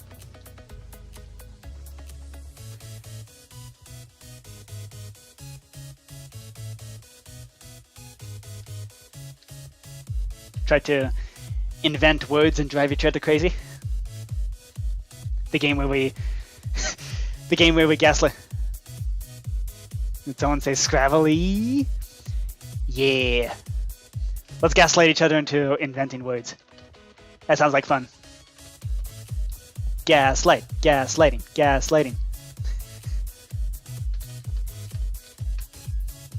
That. See y'all go. I'm just gonna make sure that things deregister properly.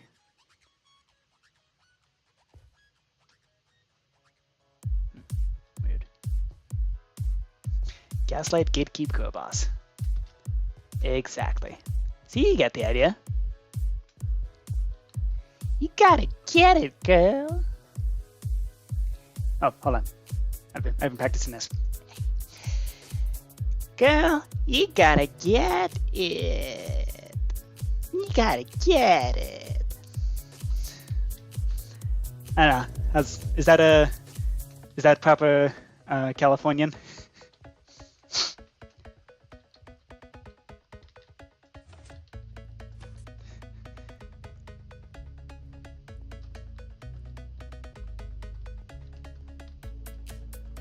Complexity low, unless you're playing with me, in which case complexity OMG, because I'm going to be inventing words. So obviously we got to scramble the point values, and we might as well scramble the board shape.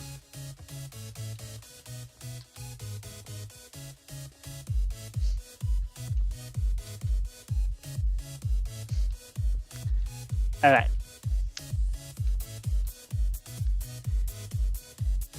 And yes, there's gullible written on the ceiling. I forgot I did that. Writing gullible in the ceiling. Okay. One of y'all isn't registered.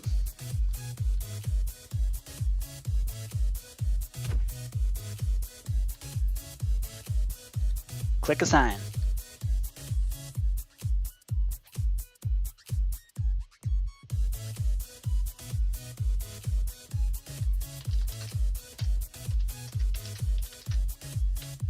Oh, that's weird. Hold up.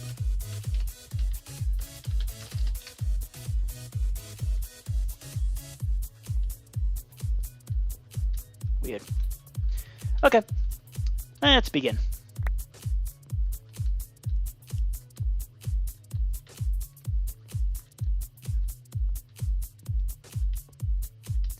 So these are the point values.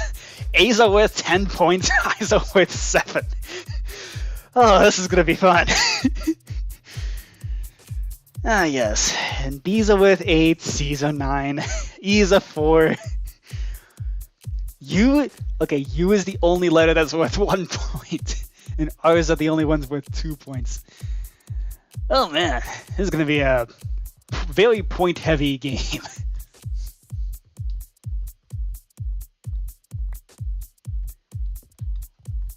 Wi-Fi?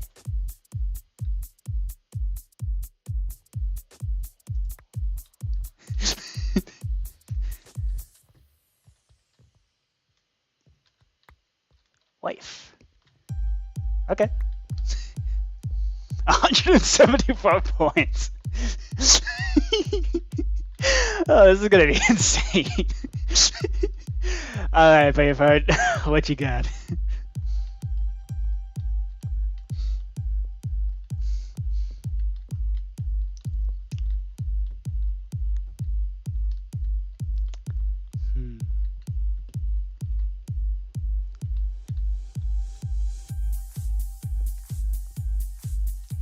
And that.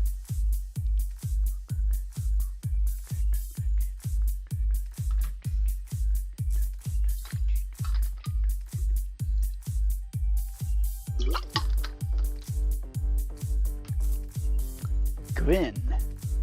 Grins. 38? Wait, what?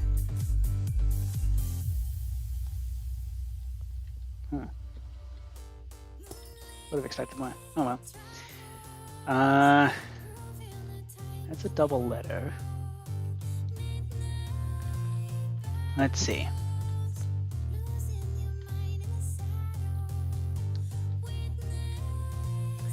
Let's do Eden.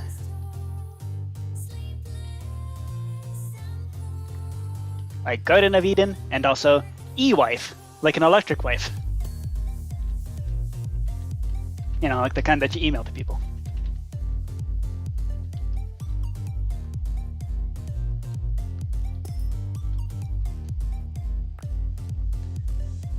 Yeah, exactly. E-wife as an IRL dating sucks. 82. Nice.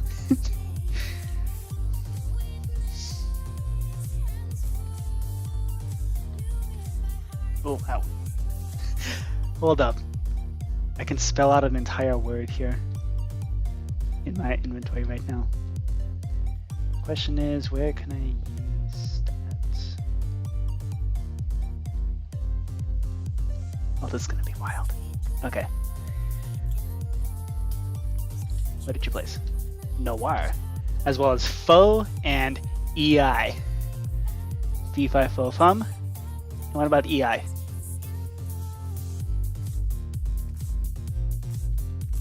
What's EI, CJ? What does it mean? Emotional intelligence. Okay, that works.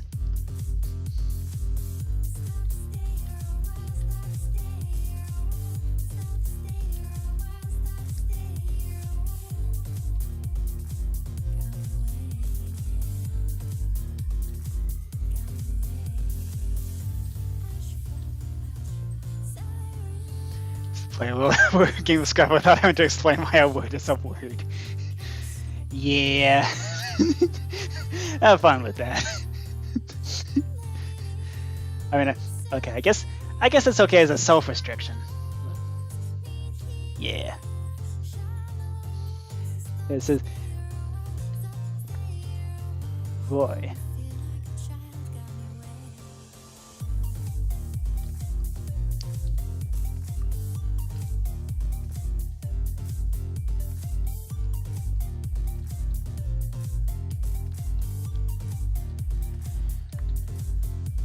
That devil.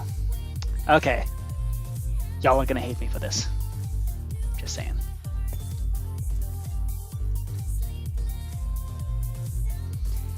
DVD pace Roy.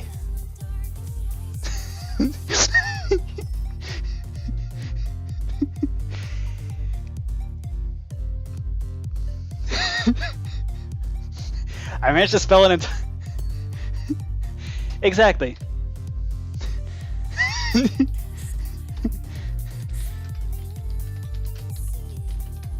DVD peso, Roy.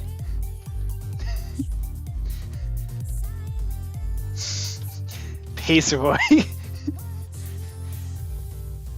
a DVD peso, Roy. We'll finish the stream with this Scrabble game. Because of peso, Roy.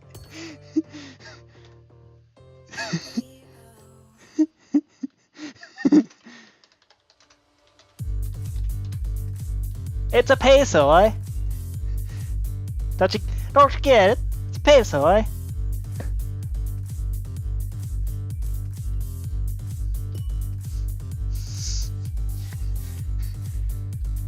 Nice. But Braveheart said yes, and yeses win ties.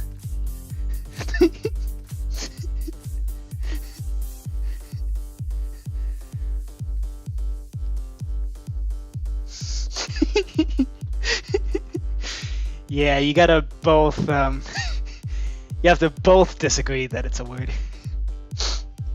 Anyway, 564 points for DVD Pacer Boy. That was the stupidest thing ever. But you know what? That's the benefits of having a vote-based Scrabble game.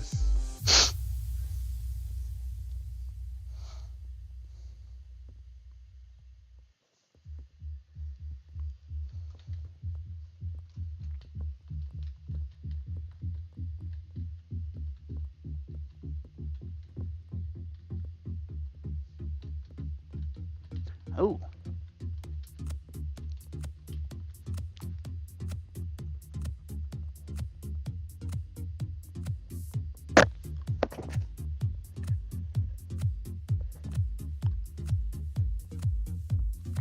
Cap. No cap. Oh my god. No, no cap for real. Alright, Braveheart. What can you do with cap?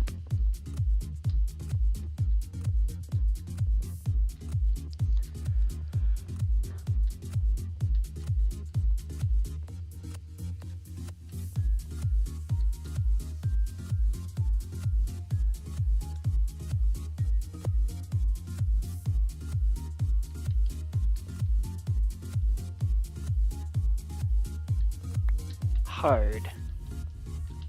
Indeed it is. How many points is this going to be worth? 21. Oh, not very much. Anyway, Varuna. It's an asteroid.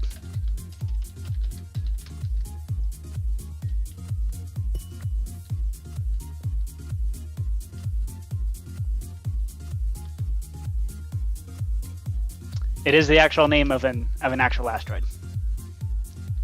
So, oh, it's also a Hindu god. I guess that's what the asteroid was named after, right? I guess that makes sense. All right, have fun with this cluster of double and triple letter and word scores. This is gonna get insane.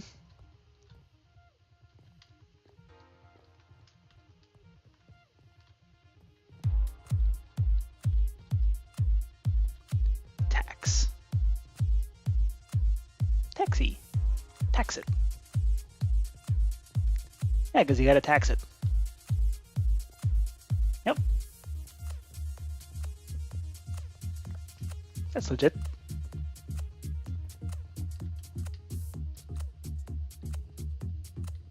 $99 points. Way too many I's and T's. Yep.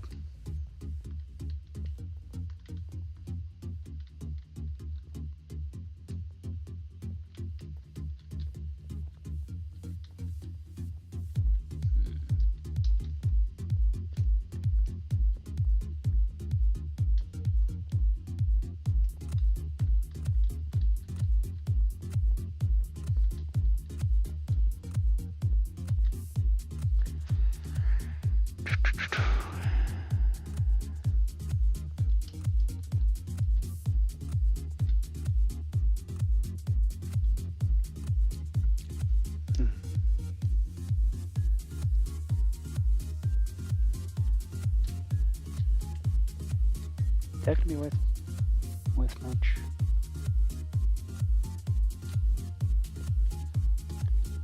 Huh.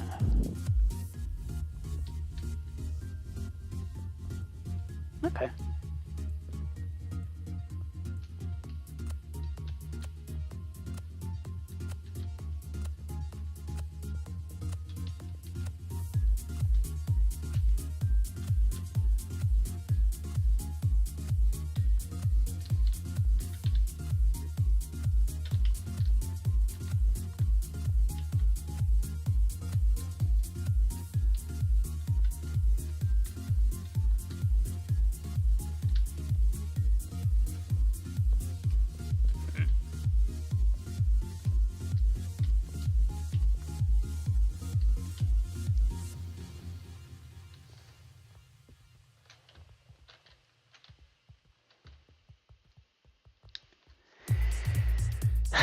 Braveheart tries to come up with an actual word amongst DVD paperboy.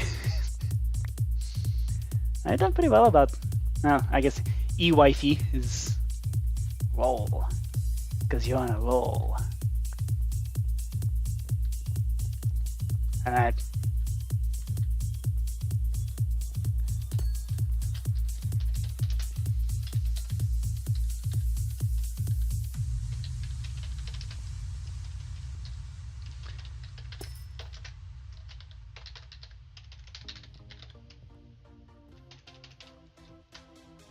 Yeah, XY is in XY axis.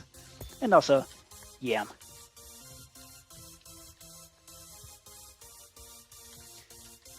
XY axis. TM equals trademark. IA equals graph.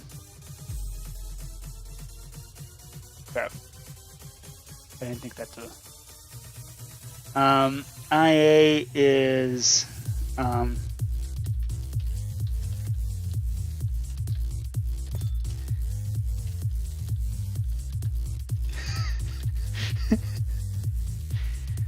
intellectual property? I mean, XY axis and trademark I'm confident in, but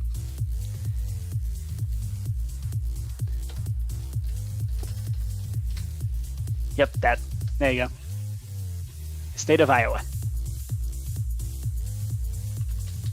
And XY chromosome. Yep, there you go. Oh, XY axis. 200 points. All right.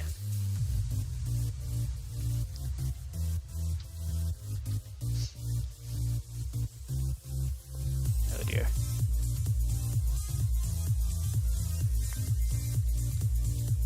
Yowie.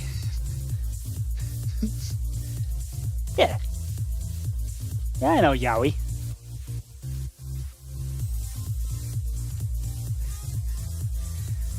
Alright.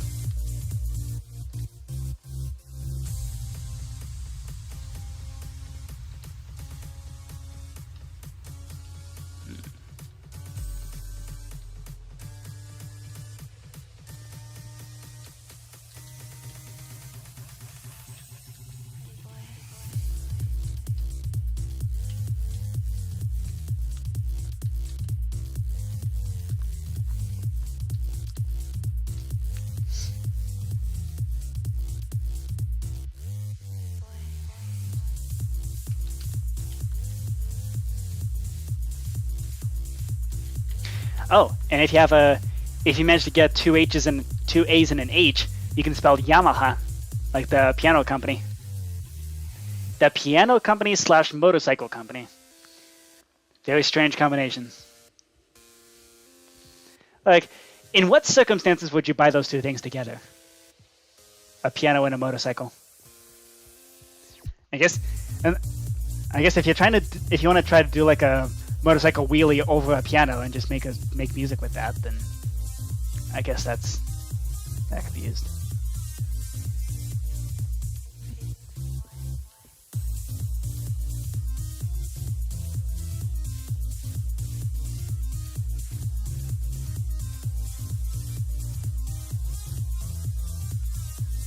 kits.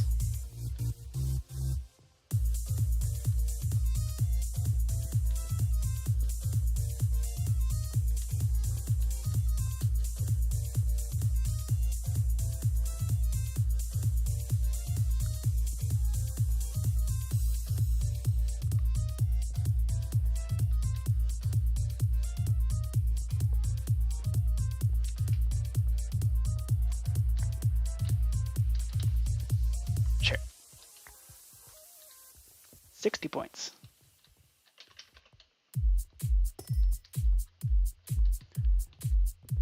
Yay, you broke out of 100.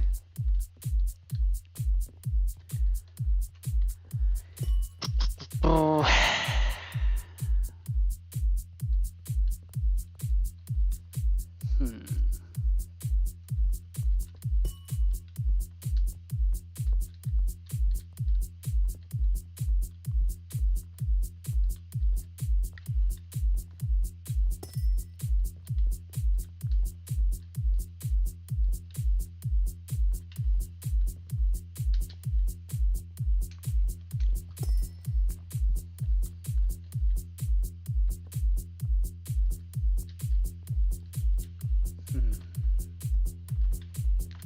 I don't see any of the B's here.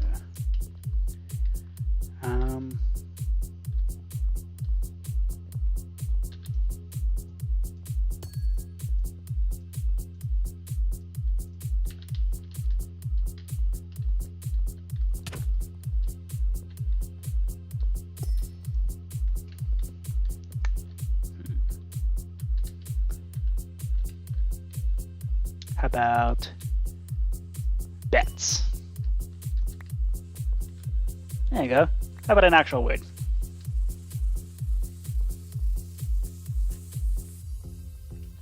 All right, CJ, what you got?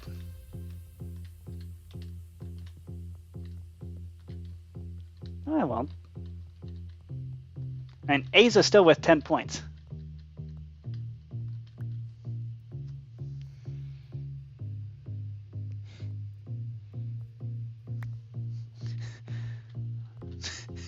DVD pacer oyster. Oh, sorry. I meant to push yes. 73? That's it?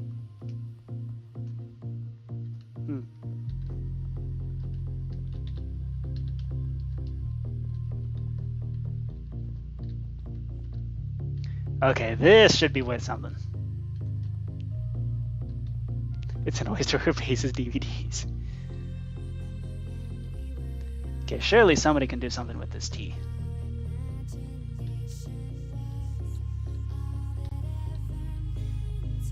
Come on, Braveheart. Make a ridiculous word. Spans all these letters. I know you can do it.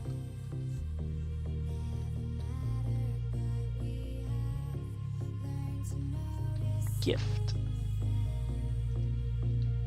Alright.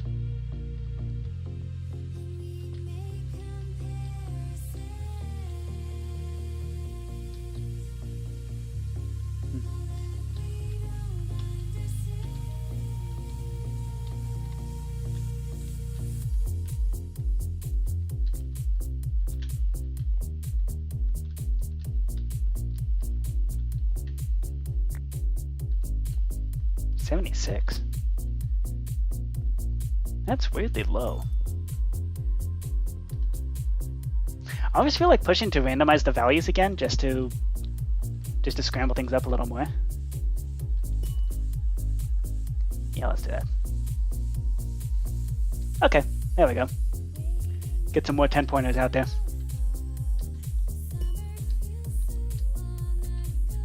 Okay.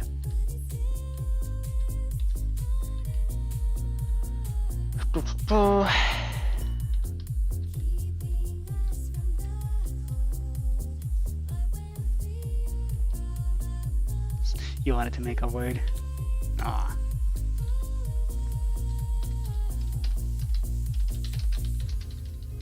Get good, lol.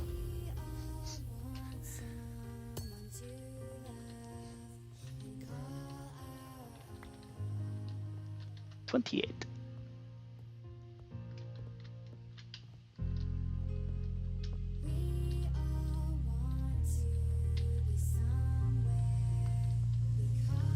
All you need is 2 A's and an H, and you can spell Yamaha over here.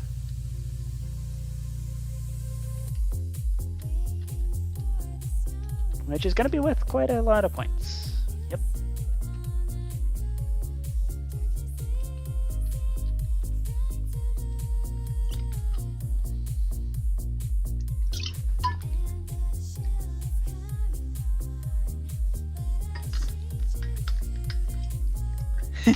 Last Christmas I gave you Yamaha. The very next day you drove it away.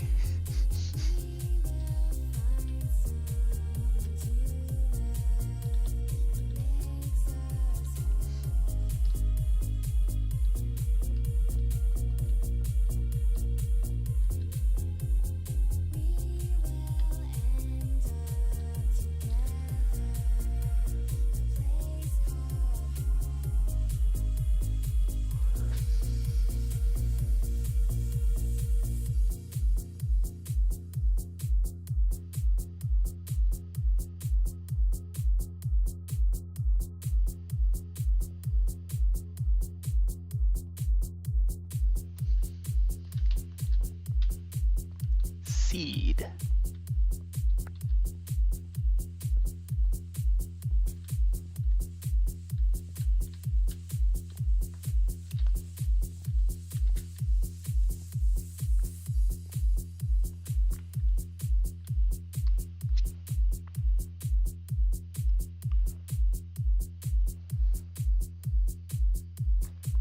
Yep. Oh yeah.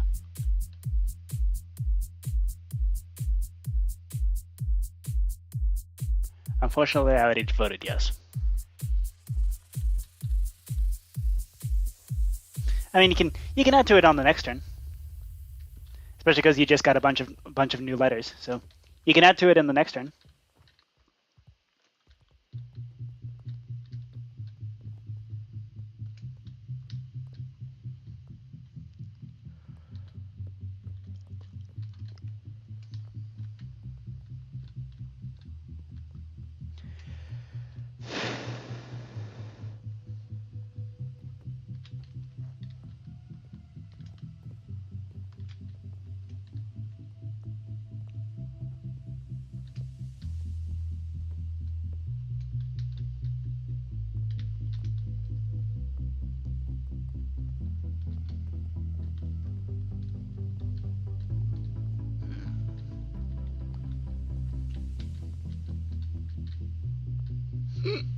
Good man.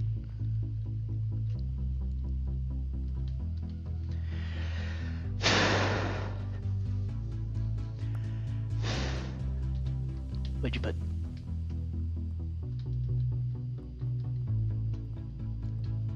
Quiet. Okay. Alright. And a B or a P? Let's do P.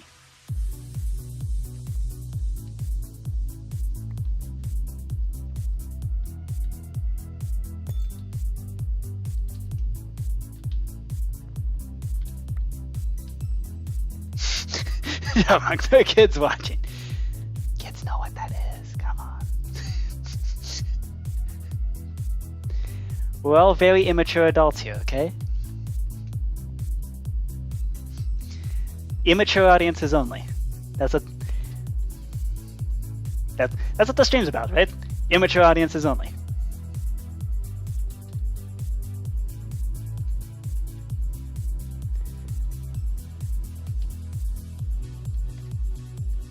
And so is H star and T star star. Hunter?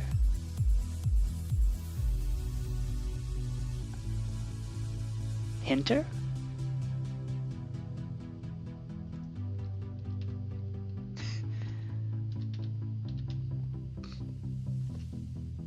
I messing vowels.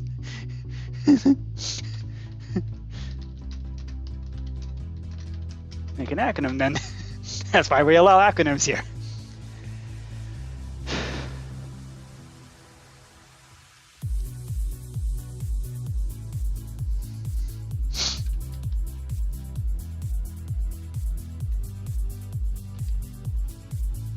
just, make an acronym. We've already got Get Good. We even have a DVD Pacer Oysters. Pacer Oyster. And if you stick a vowel over here, or if you stick something over here, like expand DVD a little bit, just by one letter, then you can get a double word too, as well. You can take advantage of the whole thing here. That would be worth a ton of points. Just need one letter.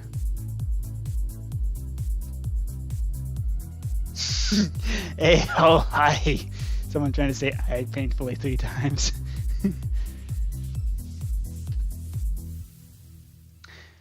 Oh, is vowels the only thing you have? Okay. Well, just stick a vowel over here then. Just do DVD Pacer Oyster. And electronic DVD Pacer Oyster.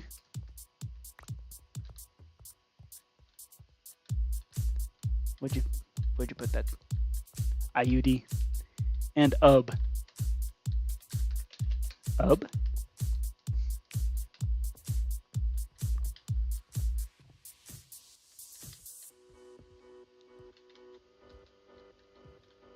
I thought University of Delaware was UD. University of Boise, maybe? Delaware. Okay.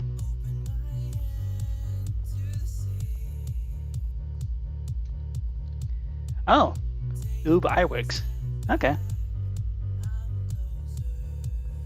So shut that on.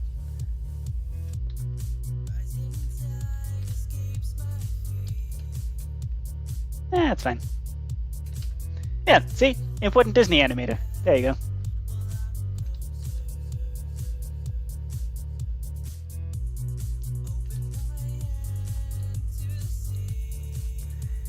Okay, so all you need is is a vowel to place over here.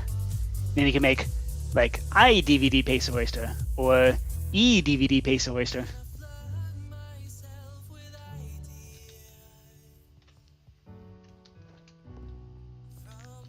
Do it. Come on. Join the dark side.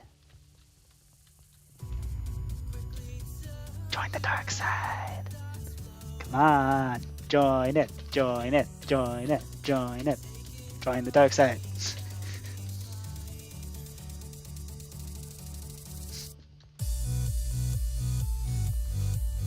Grain. Who's this grain person?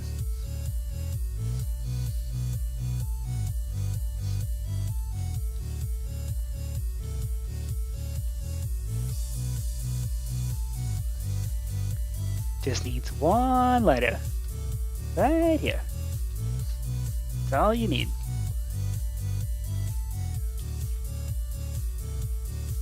One letter. And then the world is yours.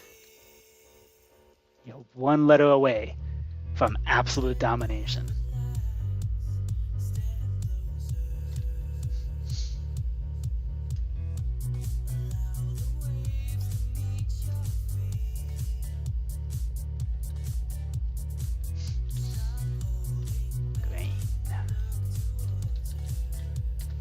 Oh, you need to push the just erase the word.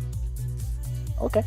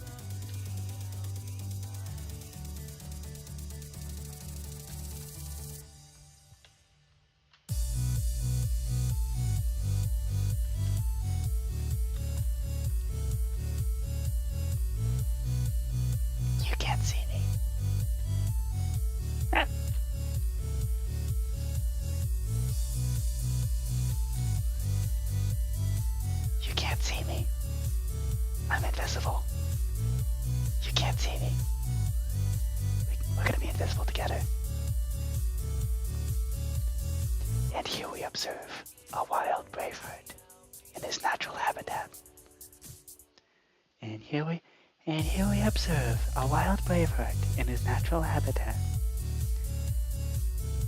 And here we observe Braveheart attempting to find where a word could be placed. The natural world is full of wonder. Although Braveheart will eventually be successful, it may take some time.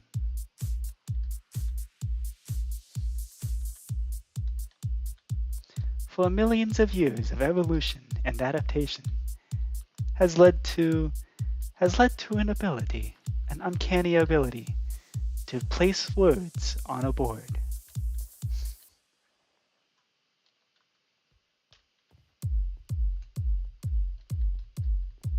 Male, and also AM.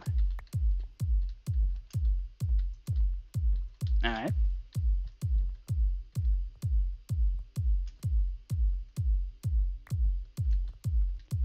$31 points. Nice.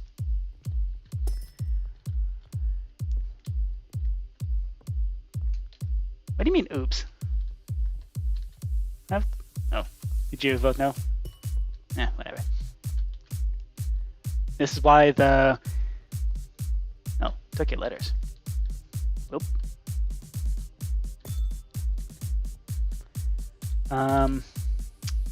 Let's do... nil.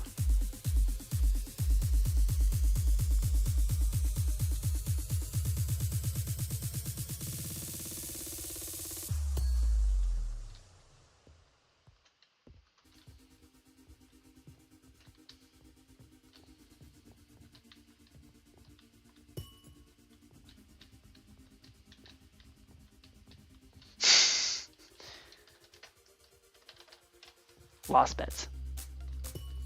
It's where you bet and you lose.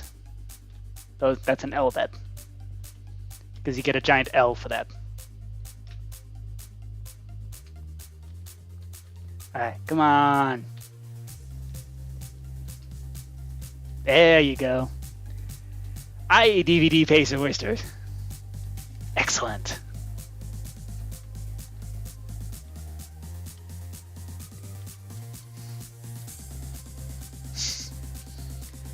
$244 points. Wait, really? That wasn't very much. Huh. Woo!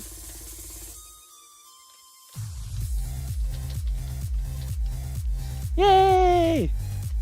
You managed to get through a crazy game while only placing valid words. You played a game of Scrabble with actual words. I mean, some of these are not actual words on the board, but I mean, I DVD Pacer Oyster. Yep.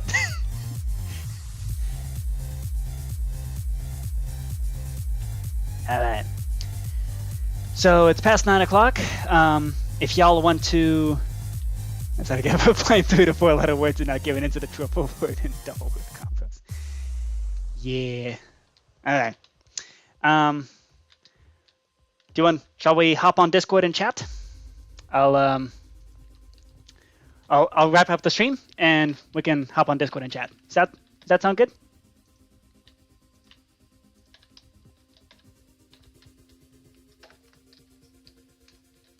All right.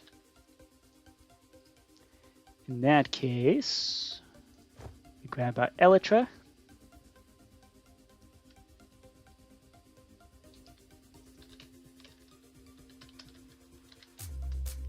All right. Thank you all for watching.